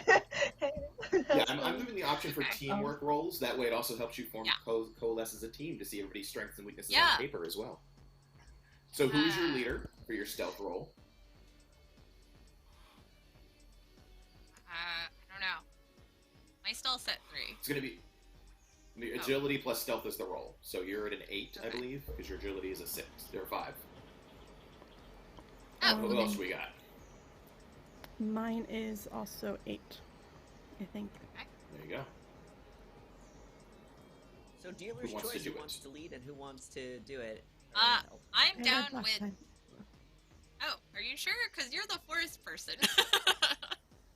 I mean, I can roll. There you go. I just don't want to be the only one. And assisting? Yeah, I'll assist. Yeah. So one assist. Does anybody else have stealth and want to assist? No. I do not have. All right. Okay. So Prima will assist on the stealth roll. So do I just roll first then, and then... You just roll first, and every single hit you get is a bonus die that they get. So you get 3 bonus die to that roll. So you get 11 roll. You get 11. By the way, the threshold you're looking for to go completely unnoticed is 4. Sweet. Statistically speaking, you'll definitely make it. That would be an 8 dice pool plus 3. That's 11. Yeah, 11 dice. Ah! You know, I know exactly why it doesn't work. Edge? Spend that edge. You can spend one more edge. I one more edge, you can spend didn't get it back. I don't have any. You only spent 1 edge last time. You have 2. Do I? Yes, your sheet was updated. It should be 2, you said. Unless I misread it. No, I took magic for 5. Oh, okay, you took magic instead of more edge. Can I spend an edge?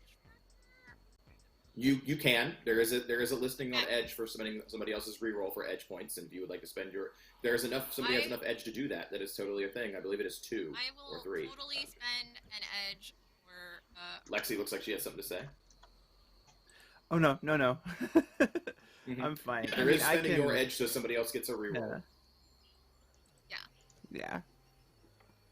So you would like to do that? So she is spending the edge, so you get a reroll. Great. Don't fail me this time, please.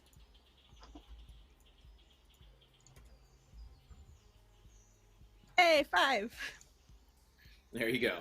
So Zal quickly helps you all get to ground and covers you with the appropriate twigs and stuff. This does get Prima and Sonata kind of dirty because they're going to have to roll around in the dirt, the people who want to be fashionable. But as you walk by, as you all do this, a handful of vehicles kind of drive or hover by a little bit into the forest. It is clearly that makeshift militia look. That clearly we have salvaged these vehicles, like almost that rebel fighter look that you clearly know probably is Green War. It's not like they plastered their logo on things, but it's fairly noticeable given what they're doing. A lot of them are carrying older weapons. They're not carrying like top of the line AK-97s. They're carrying like 74s. They're carrying what some people might consider antique weapons without smart links. But they are definitely heading toward the crash site. You guys hang out. It probably takes a few minutes for them to get out of earshot. And at the speed they're heading, they're probably a couple minutes out of the crash site. As you guys head a little bit deep, as you guys get back up and head a little bit deeper into the jungle, you do hear gunfire coming from what was probably the crash site. And it's definitely a case of there was some shooting afterwards, after the fact. Some things happened, but you're unsure who and what, based on solely on the fact that, you know, there was shooting from whoever was in the cockpit as well. If Riddle would like to give me a perception check as their profession. Okay.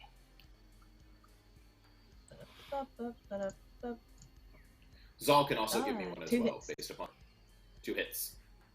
So you know that there was like a firefight, and there was a stop, and then there was a couple of just taps. So you're pretty sure they currently killed the guards that you guys tied up with when they got there as well.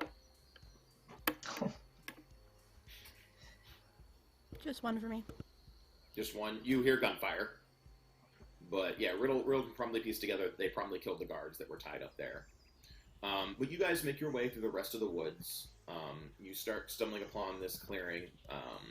You can see kind of a brook heading downstream, and then everybody can give me a perception challenge.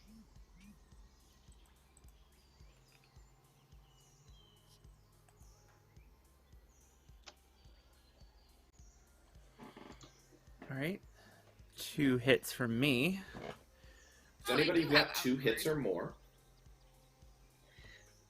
anybody who got 2 hits or more will spot this easily on the horizon as you guys start approaching the lake that you're pretty sure is there. It is the classic Mowgli Jungle Book moment where you see someone gathering water on the edge of an area. It appears to probably be a local girl. She has yet to spot you all in the woods yet. And at that moment, we will take our 10-minute break as you guys approach and figure out what you want to do for the first interaction you had since breaking out of a jail transport. So we're going to take our 10, and Okay. there we go.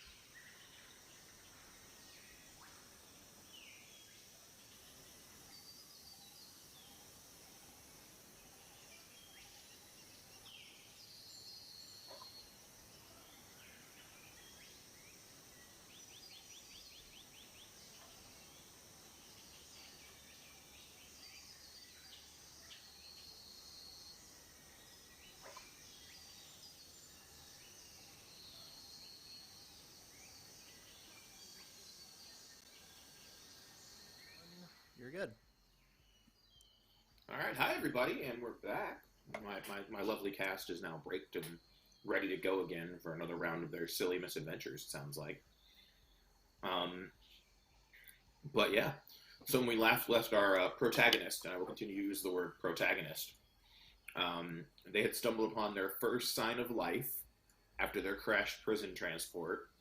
They have Sonata dressed as a prisoner, the rest of them dressed as guards. And they have stumbled upon a girl, a young girl-looking girl, Prima, who I believe got 4 successes on her perception check there. One of the girls, probably in her early teens, looks like she is gathering water from the lake, which means there's probably some level of civilization nearby. And she has yet to notice you all. What would you like to do? Okay. So she looks at the group. She's just like, all right. So let me try to talk to her, and maybe we can find out where we can get supplies and transport out. Please be very self-conscious of the fact that you're dressed like an asshole. I did not hear what you just said. Like, at all. I don't know if it was just me or not. You were very quiet. I just heard. You're very quiet, Jesse. You're, We all just heard. sorry. I want you to be very self-conscious about what you're dressed as, an asshole, when you approach. Mm-hmm. Thank you.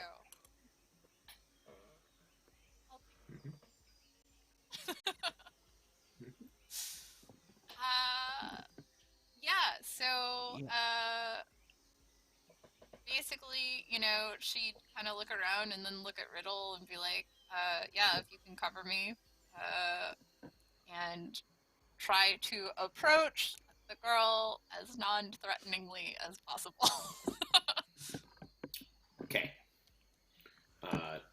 If you're not trying to hide yourself, as you kind of step out of the brush, she is very startled. She does not immediately run away, seeing you in a uniform. Yeah. I do also have first impression. You do. Do you speak Spanish? I don't know because I don't. Would it be a skill that you would have put on the sheet? It's a knowledge skill. If it's not on there, I might not have put your knowledge skills on there. So if you have none, you can speak Spanish, equal to your intuition is the ranking you can get in knowledge skills, if I remember correctly. Okay. Logic. Logic is 3. Intuition or intelligence. Logic.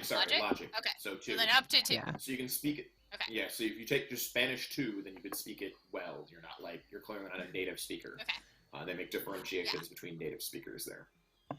So if that's what you'd like to do with your logic stuff, totally legit. So Spanish logic 2, there you go. So I assume you try to speak Spanish to her as the opener. Yes. She clearly understands you. She clearly understands your Spanish. What do you say? Hi. We were involved in a crash, and we could use some help. Is there a village or something nearby where we can find, supplies and transportation? See, and she'll start to direct you towards her village. She will be respectful. Her name, she doesn't give her name unless you ask for it. She'd ask. And she'll basically, her name is Maria. She'll basically start directing you back towards the village. She has basically some water that she's getting from the stream. She does seem a little bit tense as she heads back towards the village. I assume the rest of everybody else follows. Is there a way I can get a read on her, as far as determining is this just that we are carrying guns and dressed as guards and carrying a prisoner, or is this like specific fuck this corp kind of vibe? She is a nervous girl in the jungle, and you're a bunch of armed people in body armor. Okay, It's hard to differentiate between the idea that she's like, I particularly don't like as technology versus there are random armed guys in body armor in the jungle in my village. This may have not happened ever, or at least in the recent past in her lifetime. Can I do like a social test to just like, you know, endear our party to her better? Yes. To like Charisma plus influence is what that is. Influence is the skill for making people socially like you. Con is the skill for getting people to do what you want in a negative way. Would I get my negotiations back? No, this would not necessarily be negotiation. You're trying to endear yourself and charm her, basically, as opposed to spending an edge. Keep in mind, spending an edge only lets you reroll one die at a time. By the way, it's one. Oh, really? It's 3 edge to reroll all your dice. Yes. You did get an edge. Roll 1d6. Yeah. Yeah, and you can spend, if you have 2 edge, you can spend it twice to do it, but the edge effect is only once. To reroll all your die, it is 3 edge. So that is why larger chunks of edge become important. You do get a free edge for first impression, because it's the first time you're interacting with her, so you can reroll 1 dice with 1 edge and try to get a second hit if you would like. And then what do I get with if I spend both of them? If you spent both of them, you'd just be able to reroll 2 dice instead of 1. Okay. I'm gonna try to reroll 2 then. Sure. Okay.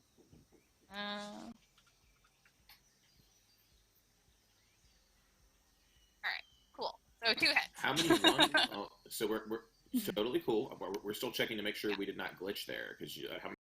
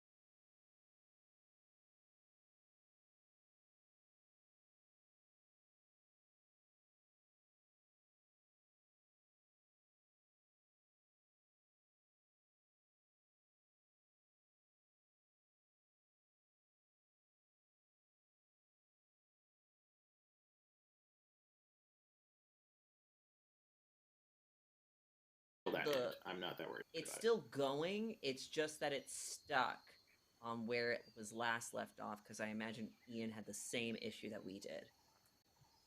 Yeah, he said it was.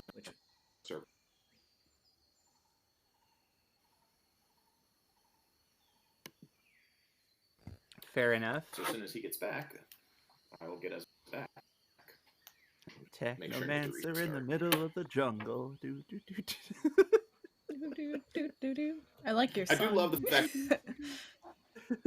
you're like I didn't know. I did love the fact Oh that you're no, like no answer and I'm being a Paul, you are oh, what do we breaking have up going on? like crazy. Uh-oh. Glitching.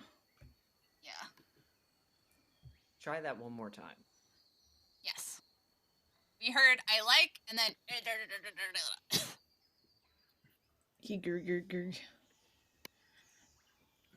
Okay, he's saying to exit and then We have to Exit and exit again? rejoin.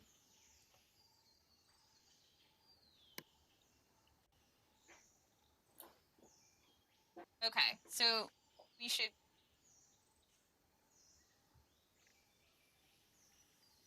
Feels like we are okay.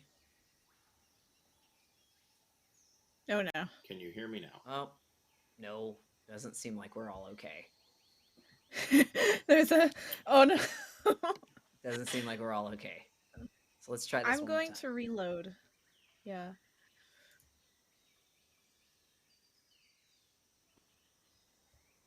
Did that help? Hello?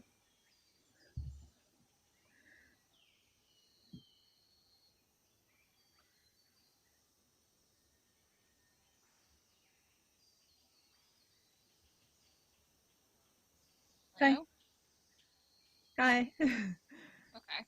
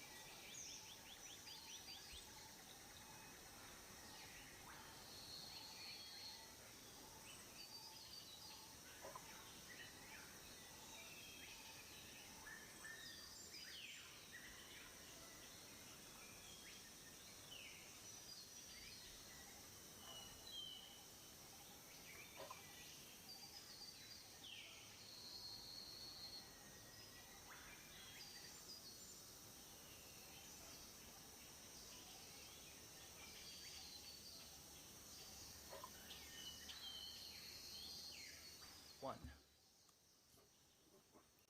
Now that we're back from technical issues, a we have glitch, returned. one might say. Yes, in the Matrix. Yeah. That's what I know. So, so 2 hits.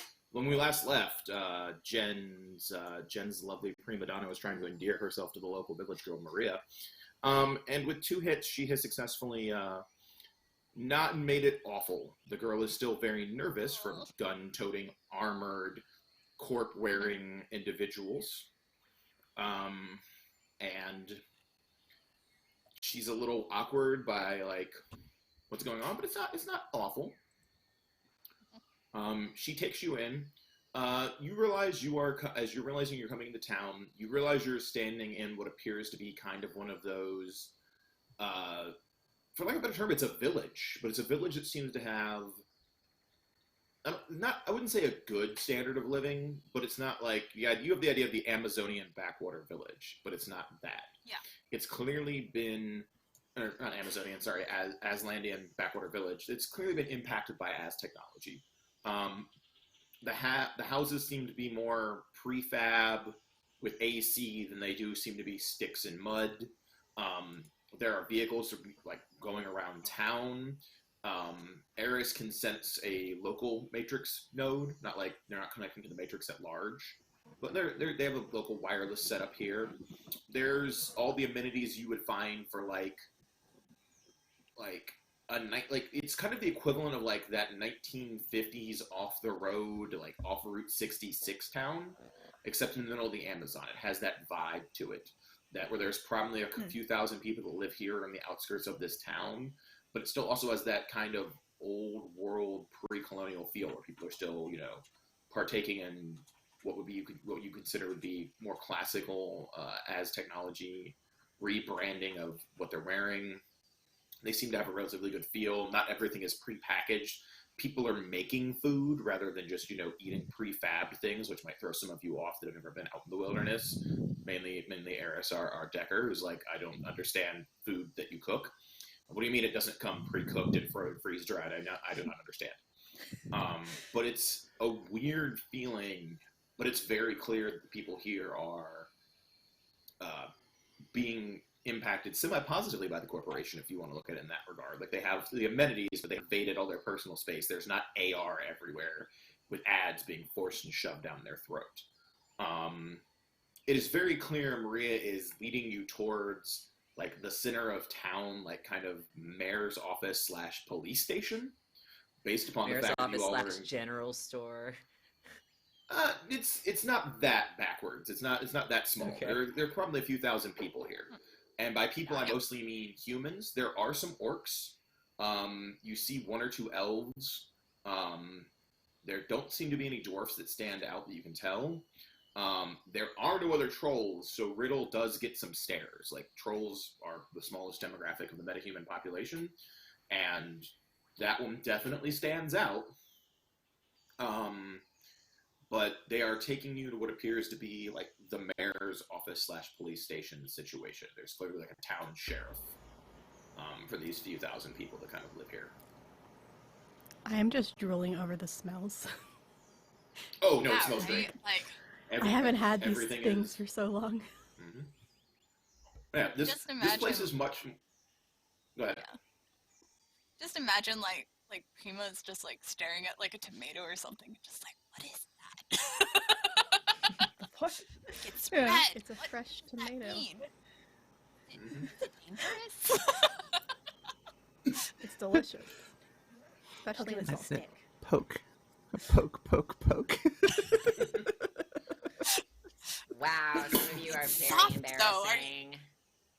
Mm-hmm. Like, you've but is- seen a fresh tomato before. I've only heard about them.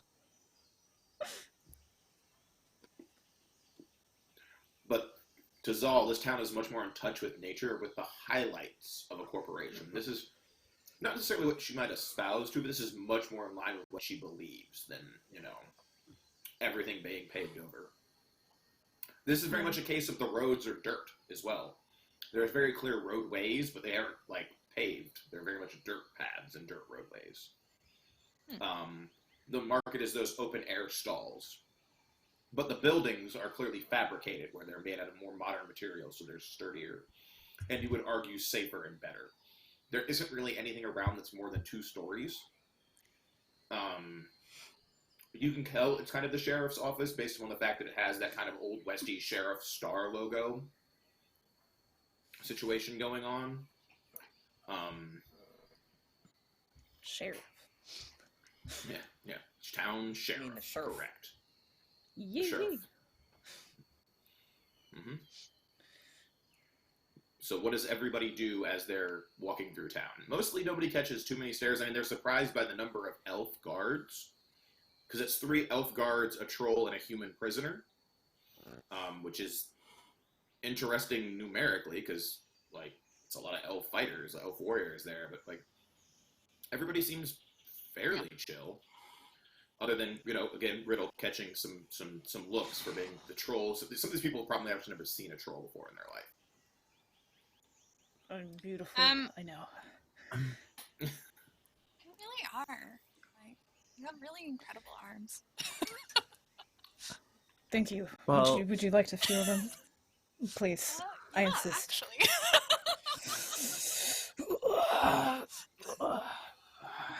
Go on. Go on. I know it's a lot to take in, but Holy shit. thank you. Um, Would you like to hang on them? Still Put my arm up. I think quietly in Yeah. Sparethial. If anyone else speaks Sparethial, I guess being an elf, it isn't an immediate thing. But Eris will state, I don't think interacting with local law enforcement is a good idea.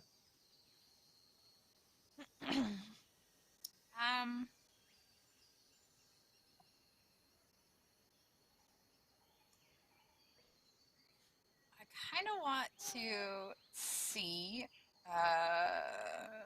if I can convince them to give us a vehicle. With She said something in a weird flying. language you don't speak, so it's a lot of like, Oh, okay. huh? Okay. That was elf. Yeah, I language. That's spoke in Sparethial, Yeah. not. Okay. Yeah. Right. Yeah, Okay. like, I'm sorry. guessing I'm she's getting a lot of weird elf. stares then. Yeah, all the other elves Yeah. are like, we don't speak elf. Like, we're the least elfy elves. You We don't- never elfed. We don't do that here. Yeah. Look, I Fucking only got assume two Did I languages. speak elf? I had to pick. Is there something on your mind?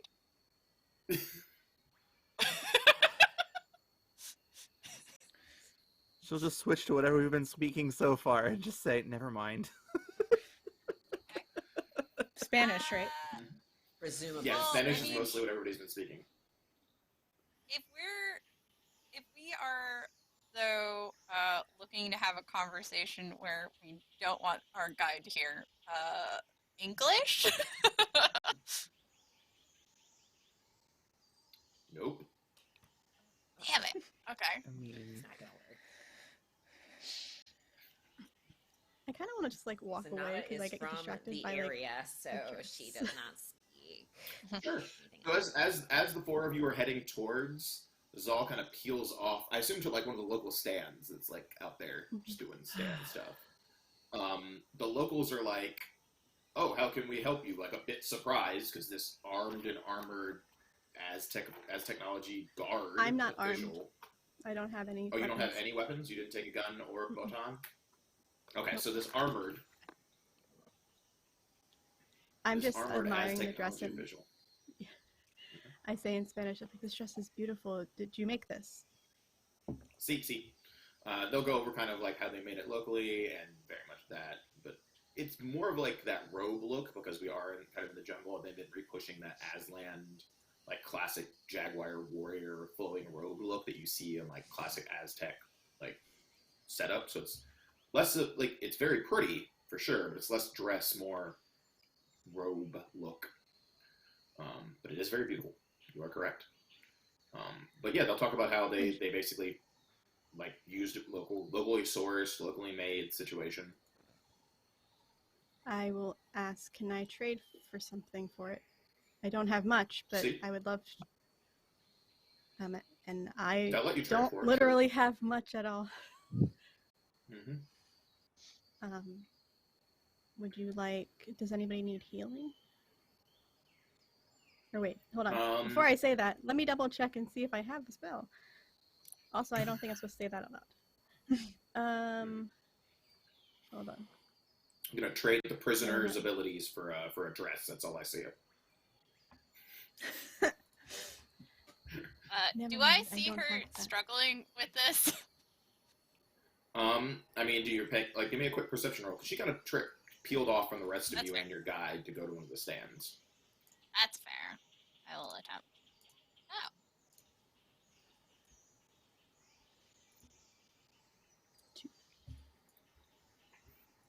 What do we get? 2. Yeah, you notice her peel off, and she's like talking at one of the stands in Spanish, trying to Looks like trying to trade for a dress or a robe type dress type situation. Very flowing outfit. So yeah, like, Prim would sort of, kind of like, quietly peel off for a second too, just be like, "You need help." I'm trying to trade,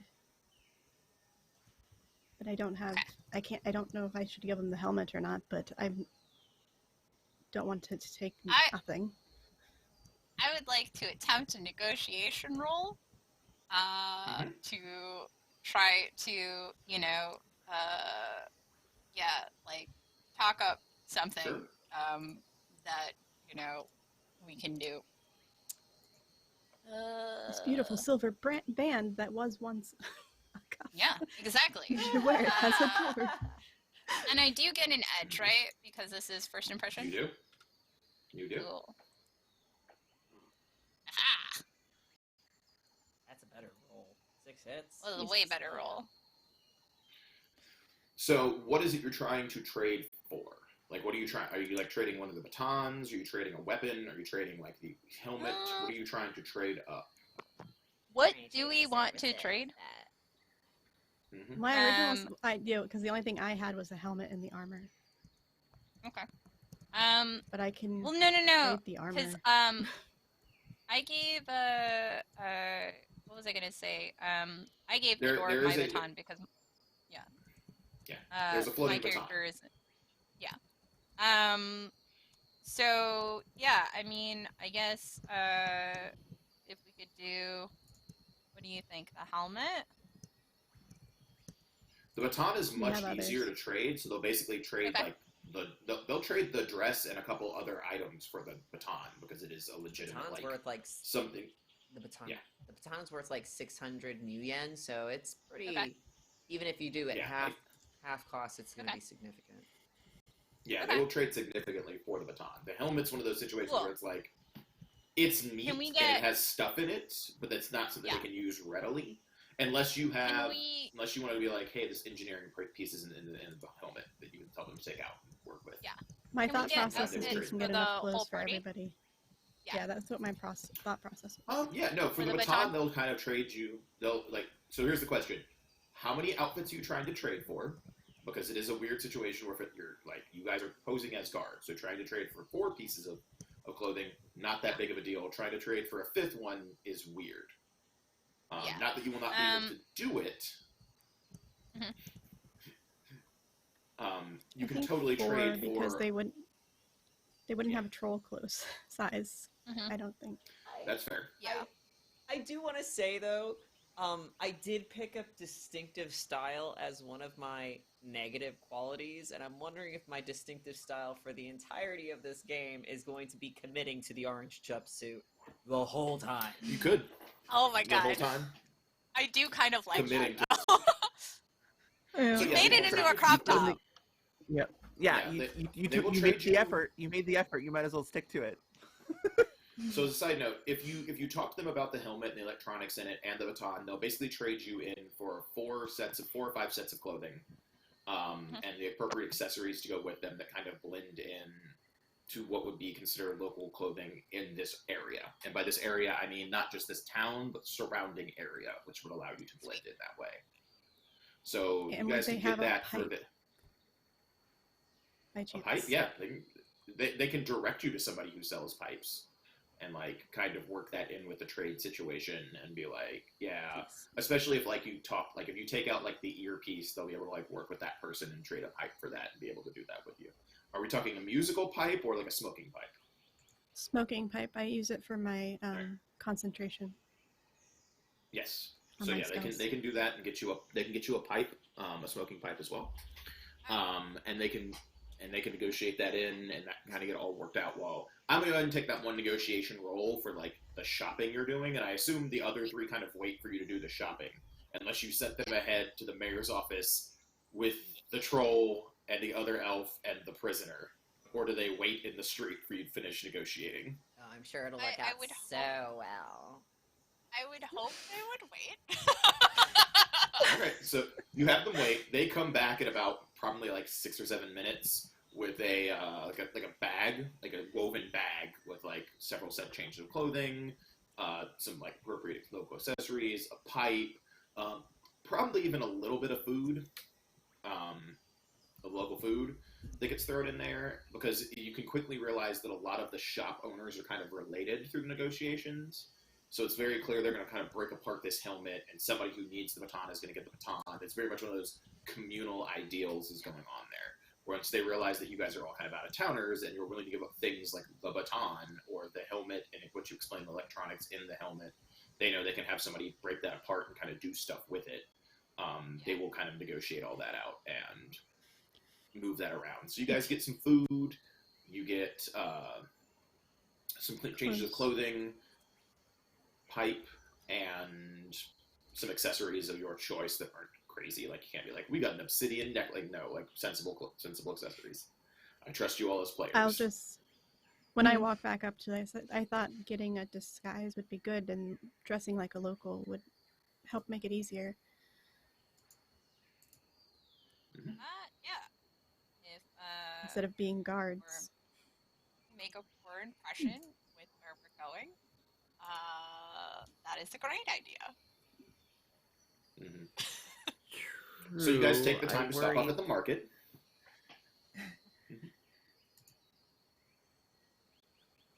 I'm eating one of the things that was homemade, and I'm just like, oh my god, it tastes so good. It's a potato. This It's a is potato. heaven. This is heaven. Potato. I worry that What's up? that might have I said I worry that might have raised some suspicions. We're But tourists. We're new to the area. We only have one set of clothes.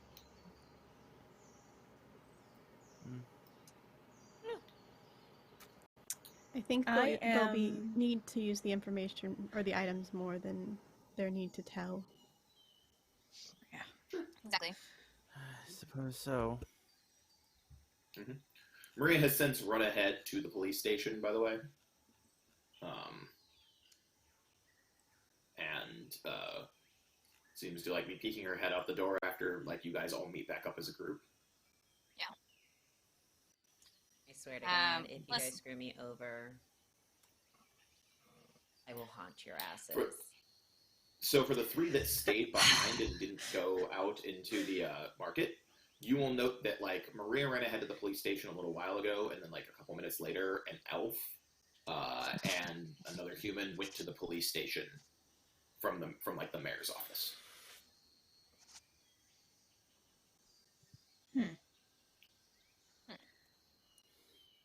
Huh. I just wanted to join in. You just While they're wanted to be humming and included. humming, I step behind a room and quickly change, because I don't want this guard uniform on me anymore. I would like to change as well. Sure. Whatever fits me. Okay. I really Well, want. what's going to here's fit the you thing. is the BDUs, in all honesty. There isn't anything small. Like, the BDUs are going to kind of fit you, and then the prison issue shoes are all that's going to fit you, because nobody has feet as big as the troll. So To be here's fair, the you could thing dress it up. that my character would point out, which is basically that we are obviously outsiders. We are traveling in the lovely company of our dear Riddle, who, you know, as wonderful as you are, you do stand out I am. in the most wonderful of ways. Because you're so big and strong, and everybody else here is so weak in comparison. I know. What do you want to do about Well, me? so my thought is that we can try to go with this ruse that we are guards and trying to get to the next place that we can, transporting our prisoner, and maybe they will lend us a vehicle that we can then scrub for everything and flee on. Because I You're so feel like smart. stealthily leaving this place is going to be harder. And they seem to be, yeah. I also feel like it's a bit premature to start changing clothes if we're pretending to be Probably, but I want this shit guards. off of me. but that Well- endangers what we're trying to do. I won't be Yeah. near you then. I'll stay We behind. can hide and you go. in the trunk. Okay. Sure. So We'll make We it can work. always how... change after we leave. Yes, exactly. Like, because honestly, again, how do I explain that one of the people with us has mysteriously disappeared? And then when they find this foreign woman who, honestly, As a note for Prima, Zal is the least foreign person here. Zal looks Okay, like someone who would fit in locally once they change clothes. Oh, okay. Never mind then. Never mind. I'll just blend in. You guys do the thing that you need to do and say, oh, they saw 4. No, there were only 3 of us. You can lie. You're good at that. I'm sure. I refuse to wear that You uniform are- any longer. You are so accurate in that part. I will say that. I'm playing into my flaw, so it's like I refuse to wear that uniform. I would rather it burn than to be on my skin any longer. Naked. Okay. How about Prima and I go into the station and request personal transport while you two stick around Sonata and just stand out here. Yes. Because I'm such a dangerous criminal after all. Oh, I know. Definitely a danger to yourself, if not others. Are you okay with that, Prima? To go in with me? Yes. All right. All right. Let us go then. Okay. You do So that you get to the thing door, where you it look is tall and very clear imposing that- behind me. It is very clear that Riddle has to duck to get through the whole door with the horns on the trollness horns at 7 foot plus. Like, it is definitely not a case of like this building was designed for trolls. Do I have What's up? horns? Do I have Oh, yeah. horns? Trolls You have totally have Okay. horns. Oh, Trolls sick. have horns in the setting. Okay. I had no idea Cool. about that. Oh, that's so hot. Okay, so I You have could like also like shave them down or something Show like me that. the That'd be horns. also hot. Or one of them is cracked. Ooh. Ooh. I mean, that's up to Like in a fight? whatever Angel would like to do for a descriptor later.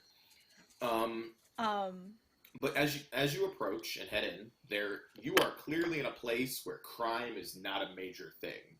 There's like a sheriff and a deputy, and then like elf and like a human secretary, and the sheriff is another human, and the deputy is clearly an orc, and the orc is clearly on edge, seeing the troll. It is very much one of those situations where it is clear that they are ill prepared for armed like corporate guards. Yeah. They don't expect to see them, and there's that level of unease in the office. Maria kind of lets her. It says like talks to the sheriff and says, I brought them here, Papa," and then runs out the door. So. Yeah. is So out of here. basically, at this point, Prima is doing her best impression of a super formal, not formal, but like, professional, like the impression of the guards on the ship. Of like, customer service hat. yeah, exactly. Because I imagine that she has studied them enough to get an idea for mannerisms, turns of phrase, and all of that over Sure. the course of that flight. All right. So my associates and I, my name is do they use officer? Like Paul? Like, what is the appropriate? Numbers I or mean, something. it's Captain is What's up? probably a good one Yeah, to use. whatever is on my suit. That's what how I introduce myself. it's like sergeant on your suit. Like Yeah, you're like a okay. sergeant on your suit. Yeah. Like right. you're wearing some sergeant Damn. body armor. Cool. Mhm. Yeah, so I'm Sergeant Grayson. These are my associates. We were involved in our transportation crashed in the forest, and we have recovered one of our prisoners. We're seeking transportation back towards. Sure. Are you needing to like the human officer clearly been on edge? Like, you need to commandeer a vehicle to exfil a prisoner from the area. Yes. Under corporate order, I assume, under law. Yes. Sure. That is something we can help you with. Would you like to make an intuition roll? Yes.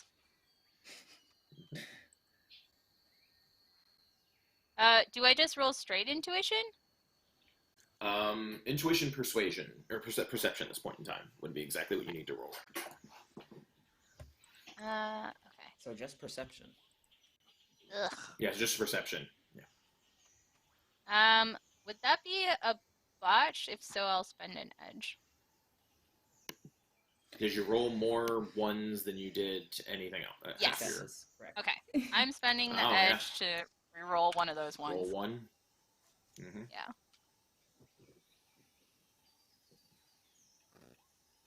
Okay. So at least it doesn't glitch. It's not a glitch, not a critical glitch, or a glitch at all. All right. So you stumble through it. Because keep in mind, a glitch is if you get half ones, period. Like, a glitch just happens when you get half ones. A critical glitch is when you get half ones and no successes. Would this be a con roll, though, if I'm trying to bamboozle them? You're not trying to bamboozle him yet. Oh, okay. You're making an observation about why he's nervous. Oh, okay. Yeah, you're making the observation about how he's nervous right now. Okay. And you're trying to make an observation about him. Riddle can also make a perception check if they would also like. You don't seem to notice anything out of the ordinary about why he would be worried. Okay. I got 2 with hits. 2 hits, Riddle will notice as he is talking that he is actually you'll notice on his chest where he would have developed a tan, there is a cross, like a necklace and a cross where he developed a tan around his chest, around his neckline. So he seems to be nervous. That seems to draw to your attention. Prima seems to not notice that at all.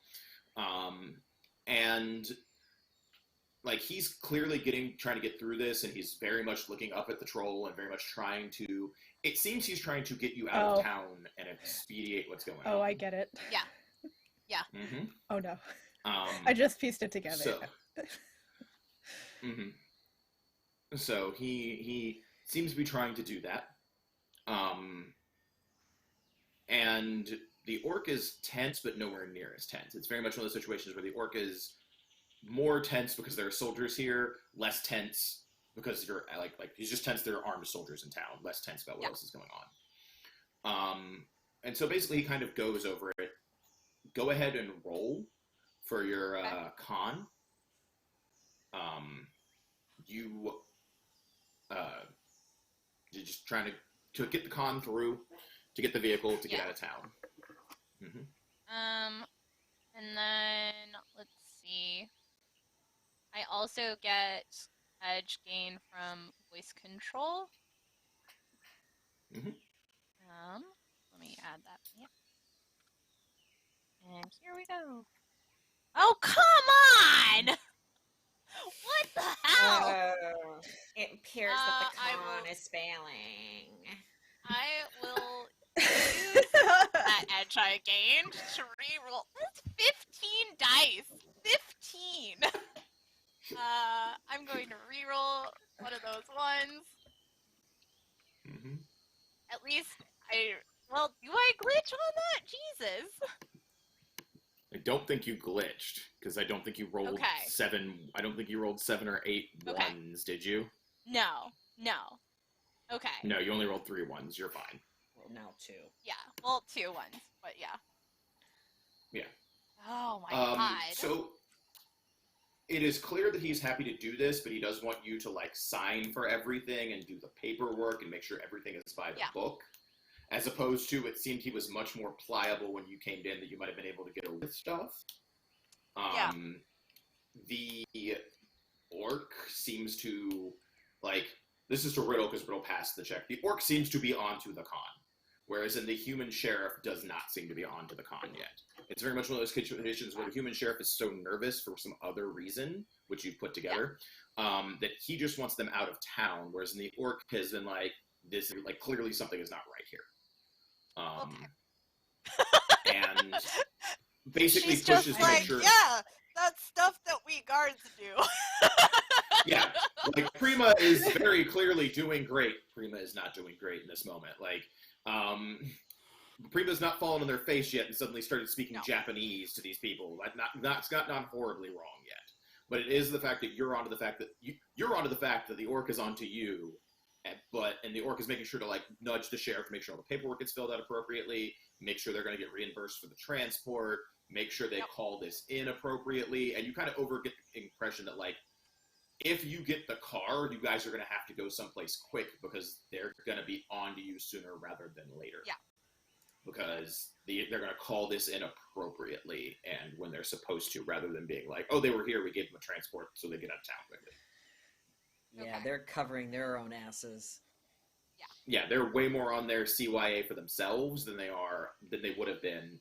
And you've been to negotiations before, Riddle. Prima's not doing great. Like this is what Prima says they're good at. They are they're in a light case of foot and mouth here. That day.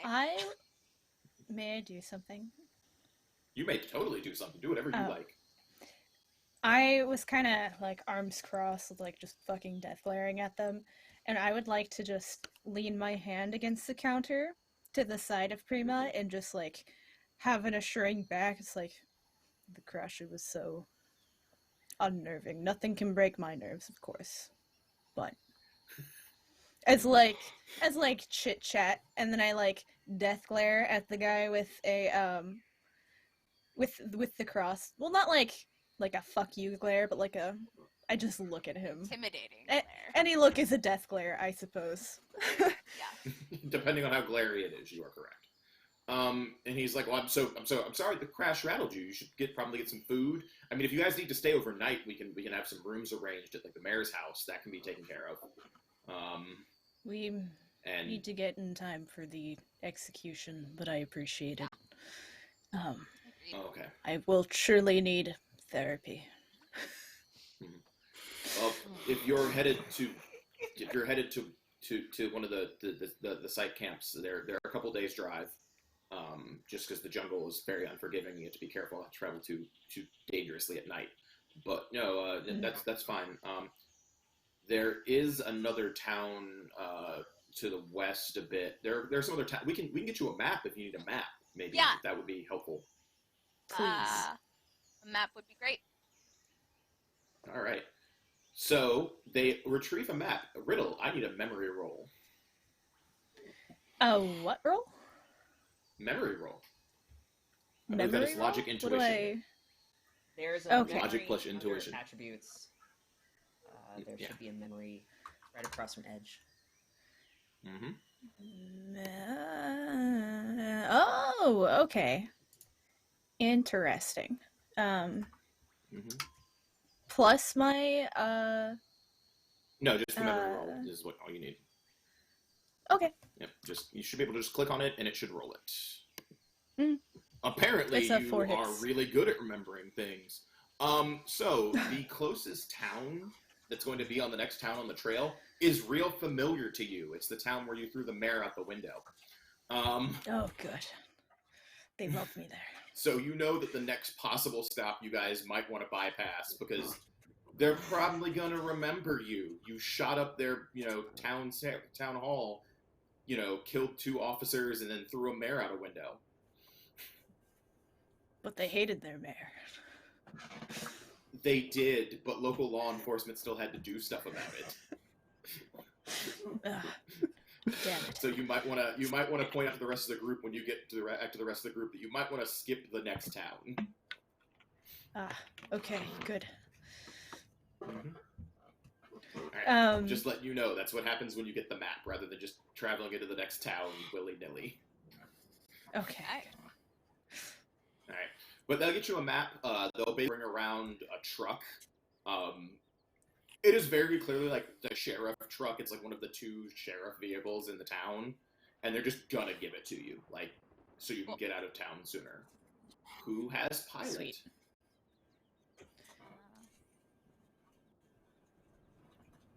I do. Too dumb for that. I do. Excellent. Does anybody else? I think it's just you. No? Okay. I'm just You are saying, driving. people like me don't drive. Because usually I'm like, you know, Distracted. would be a good idea. Do you want me to roll, or is it fine? No, I just assume you're the driver. Yeah. We're Okay. rolling around about 10 after 11, so we're about to call it here in a minute. But the last scene we have for the first game is you guys successfully acquiring a vehicle, loading the 5 of you into it, and driving out of town. Before Into you the all head off sunset. into the sunset, you have a map. Does anyone want to Yes. talk about the map and decide where you're going? There are basically 3 towns. The next one, Riddle is very familiar with, but there's also 2 more that are kind of along the way, heading towards where you should have been going, and there's one directly south, which is in the exact opposite way from where the transport where you took off from, so back to the direction where you guys came from, and then you guys could just try to head toward the Gulf, which will get you closer to places like the Caribbean League. And there's a town that looks like there's a town about a day and a half, 2 days travel from in that direction. That town's the furthest one away. I do have one question before we leave town. Mm-hmm. Out of character. Sure. Would I be able to do anything that would impede their ability to call out immediately? Because Sure, that's what I you was totally also can. going to ask. That was what I was going to ask Mhm. too, because Eris said she was a decker, to just be like, hey, so Yeah. can you make sure that their phone lines are Totally. just down for a while? You're looking Yeah. to fry their uplink. Yeah. Yeah, basically. Sure. Go ahead and give me a roll or 2. There are also other people you might want to talk to around town. It's very clear the mayor was overlooking the meeting, but did not involve themselves in the meeting. They just watched it happen. The mayor seems to be an elf. Once you're inside there, the mayor seems to be an older elf. But Can't tell, they're all They don't- pretty. Here. I mean, as other elves, they can tell they're a little older. I guess Prima would ask if about like the other towns on the way. There's like You'll pretty good, since if it's a drive. The closest town is like northwest. They recently lost their mayor. And several officers. I would like to mention, as I'm like having the map all sprawled out in front of the dashboard, like, you see this town here, the closest town. Do you see it? Yes. I think you need They to do move your not like finger me there. just a little bit. Oh, sorry. This town right here. Okay. I helped dismantle their government temporarily, I suppose. But there are cops everywhere. So we will not go to this one, but we will go to this one, and I will point to the next town. That place will be much happier. Okay. All right. Where's the other 2 All of towns us will go? live. You know, I really like your Fantastic. perspective. That sounds to me like a great reason for why one should want to go to a specific town. That sounds great. May I make a suggestion? Mhm. Of course. We should go over here. And Sonata will point towards the one that's closest to the Gulf itself. You want out? I know people that'll get us out. Okay. Well, Anybody have any other strong opinions? It is the farthest. Do I know place, anything though. about the other towns? The other towns are similar to this town, with the exception of the one where the mayor was just killed, which happened around the same time you got arrested. So previously, it was dealing with kind of a corrupt situation, but it's hard to say what that town's like now. You do know there's going to be some trekking as you guys start heading off the roads. Basically, if you guys aren't hitting these towns and going in direct paths into the jungle, you know, as somebody who's lived in the outdoors, that it gets tough. Like, you might even have to abandon the vehicle and start going on foot because there are no roads. You're dealing with that situation of you can head into the jungle, but you're dealing with jungle survival versus taking a vehicle somewhere where there's the semblance of roads. So you're dealing with, survival versus actual civilization. Like, that's the situation you're going with. You can definitely get to the town on the coast by going through a couple of other towns and using the roads that are there, but it will take much longer. It'll take longer. It will be longer, but slightly safer, and you'll have to deal with more people, so there's a higher chance of getting spotted. Or you can head into the jungle and hope for the best. Do we And want to that's stay on the really the two roads and keep differences. this? Do we want to stay on the roads and keep this vehicle, or just go as far as we can and rid ourselves of it and walk the rest of the way? Because if we get caught or spotted, they will call. Well, they also made it sound like there's stuff in the jungle that will murder us, especially at night. And There's stuff out of the jungle that will hurt you. yeah, but Let's just agree that everything's gonna hurt us because we are. Yeah. It's fair. Yeah. All I'm saying is that I know some folks that have some ships that can get us out. Which is great. It's the debate right now is if we go through the jungle directly or if we take the longer route going through some towns. Why don't we go through the towns first until we realize that the getting's gotten got, and then we'll just go into the jungle. So that's my thought, Excellent. that we trade this truck for a different vehicle when we get to the next place. Because unfortunately, judging by how we all walked a little bit in the jungle, some of you guys don't know not to stop touching things. So it might be better to just, stick with what we know. Until It was we have to. colorful. I look at the floor. exact I thought it was reason pretty. You shouldn't touch it. Colorful things are the most dangerous of all. I also That's true. That's a good realize point. Yeah, I mean, look at Prima. some of Green us- hair, very bright. Yes, and you have Someone- very loud footballs and other things that are loud.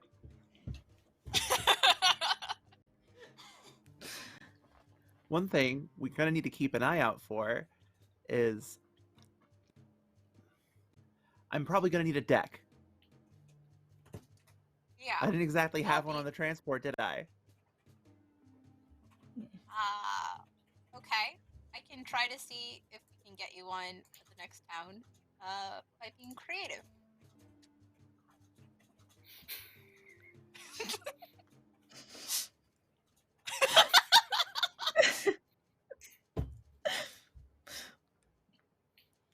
That's another That's it. reason why you broke up. I say out of character. Just keeps. As an keeps on aside, I going. did get, after using some edge to reroll, I did get 3 hits to fry their uplink. Yeah, so before they have a chance to do anything, you can fry it. You know, if they do have local engineers here, they'll probably be able to fix it in a day or two, but it'll at least give you a day or two head Yeah. start. It buys us time, and that's really what I was aiming to do. Exactly. Yep. So, Well, as a side note, on all the paperwork you have to fill out, this is a very important question for Jen, because this is a Jen question, because she filled out the paperwork. Yes. Do you Yes. use Sonata's prisoner number, her actual prisoner number, on the paperwork? Okay. No. She would make Okay. a note to make it look like she was writing the right prisoner number, but it gets smudged a bit, or it's weird. You switch a 7 or 420. you switch a 7 or a 1 type Yeah. situation. Okay. Yeah, and the very purposeful my finger slipped, so there's ink smudge, and you can't quite tell if that's a 4 or a 9. Sure. So you fudge some numbers and don't put Sonata's actual prisoner number on there. Okay. Yeah.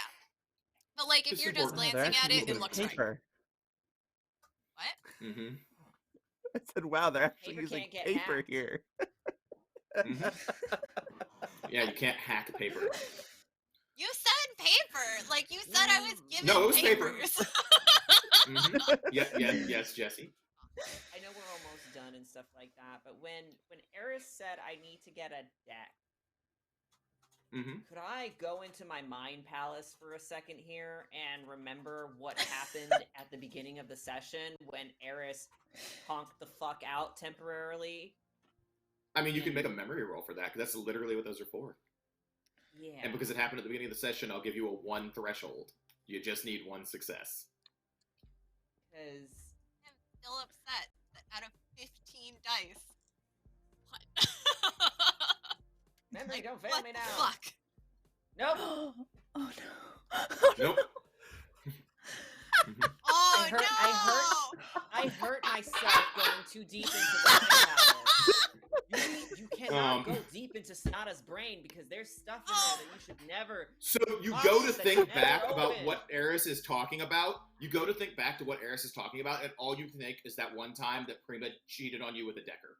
That's all that brings it back. That's the Oh, only memory that man. comes out in that moment. Yeah. That's why. Oh my that's God. why Sonata was doing all this. Like,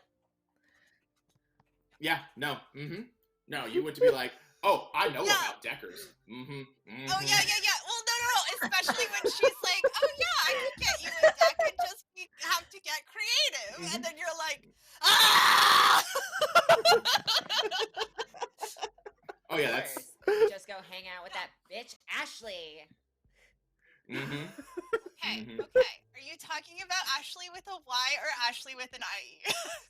No, I'm talking about Ashley with the EIGH. Oh. How many Ashleys did you know? All the Ashleys, apparently. You know, like. You're very lovable, and like Yep. Ashley with a Y can do this thing with her tongue, and it's just like. All right, I'm done. And Eris just walked away. here we go.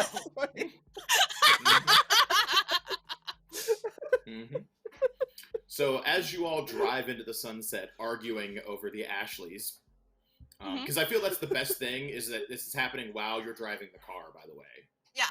Because it just makes it entirely. more tense. Yeah, no one can escape this conversation as I delve into the LEE Ashley too. Yeah, no, all 4 Ashleys, all 5 Ashleys, the Ashley conspiracy theory. It's like The Ashley with lead speak. There's The Ashley with lead speak. ASCH, there's... Yeah, it goes on, and the Ashley conspiracy happens. So we pan back to the setting sun as our protagonists escape their first day from the transport, and at a desk, our third-party audience members see the blinking light that somebody's getting an incoming call, and a finger comes down and presses a button. And there, a orc sits at a desk. He looks like he's had a long day already. And he's like, sir, the report is here. It seems prisoner transport 7539 was shot down over central Azltan. It also seems that all guards on board have been terminated, and the items in question are currently missing, along with several prisoners that have not been accounted for. The orc takes a deep sigh, gets up from a table, picks up another phone, presses some buttons. A wall slides back, revealing what appear to be a bunch of, like, hunting and tracking and just gear lines the wall. And we'll fade away on that note and end our game with the starting suspense of that for our next session. Don't like that. Oh, good. Love that. Oh. Thanks, I hate it. Future us. All right. So I believe that will conclude our session. So I think we'll go around one time one more time so everybody can give a shout out themselves or other people and talk about other things they might be involved in.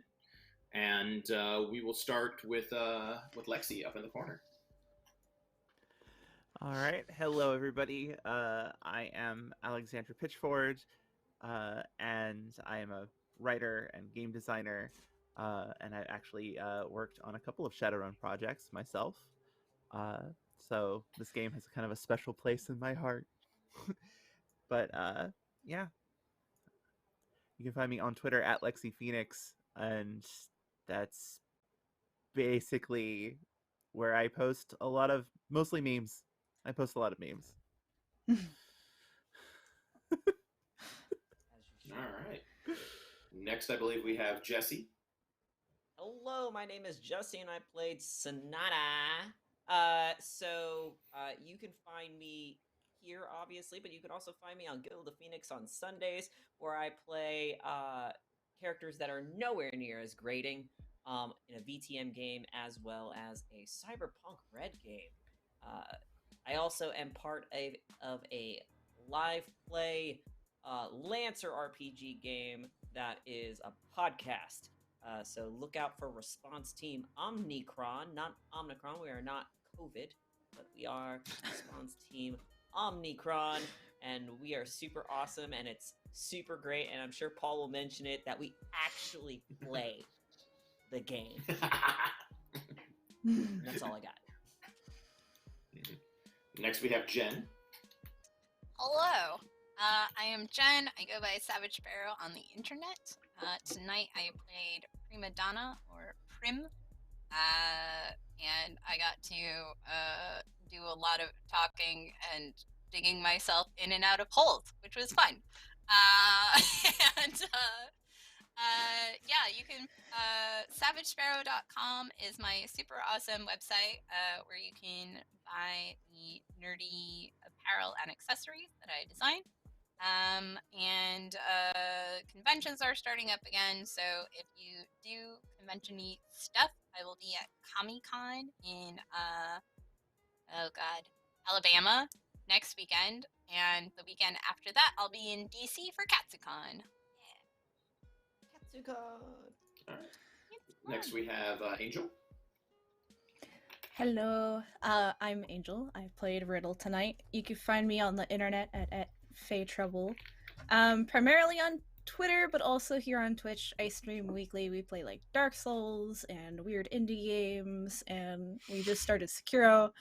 And tomorrow, I'm actually going to be back on Weave the Tale for a 5e D&D one-shot, and we're raising funds for the Trevor Project, so if you like D&D, or like the charity in particular, you can catch us at like 5 p.m. Pacific Time, Standard Time. And yeah, I think that's all I have. All right. Nikki? Hi, I'm Nikki. I was playing Zal today, the shaman, and I am the owner of Beholder to No One, which has 3 of its own shows, discussions, one-shots, and an actual play for D&D. We also have a Vampire the Masquerade game going live in Dice Before Dawn, starting in April, so I'm shouting it out now because I want more people to get onto that. You can find me on Friday here at 2 for the other Shadowrun campaign that's going on, and then on 2000 Tales at 9 for a Monster of the Week game. And then on Sunday I will be on Sir Hooper's channel and we'll be doing a Scum and Villainy game. So I'm very excited, lots of stuff coming. But you can follow me at Beholder to No One to hear about all of the things. There you go. And last but not least, I'm going to swing it back to me, because apparently I have to say things as we leave now, too. I've been Paul. I've been the DM. I know. I gotta talk. Got to point out again, I'm on Response Team Omnicron. I've been there since day one. It's a great podcast, and the shade that Jesse has helped throw is we play all the combat encounters and get mercilessly wrecked all the time. So it's super fun. But on top of that, tomorrow there is streaming from 2 p.m. Eastern time all the way till probably midnight or 1 or 2 for the Trevor Project, and it is all fundraiser. So people should come and watch in bunch tomorrow. And Pope, if we're all familiar with Pope, has said if we get to $3,600, he will dye his beard pink. So I'm gonna push that. So if people know Pope, make that money just so you can see him rock that pink beard for a hot minute. But that has been our first game session of Escape, and I hope everybody had a great time. And we'll see you next week. Bye.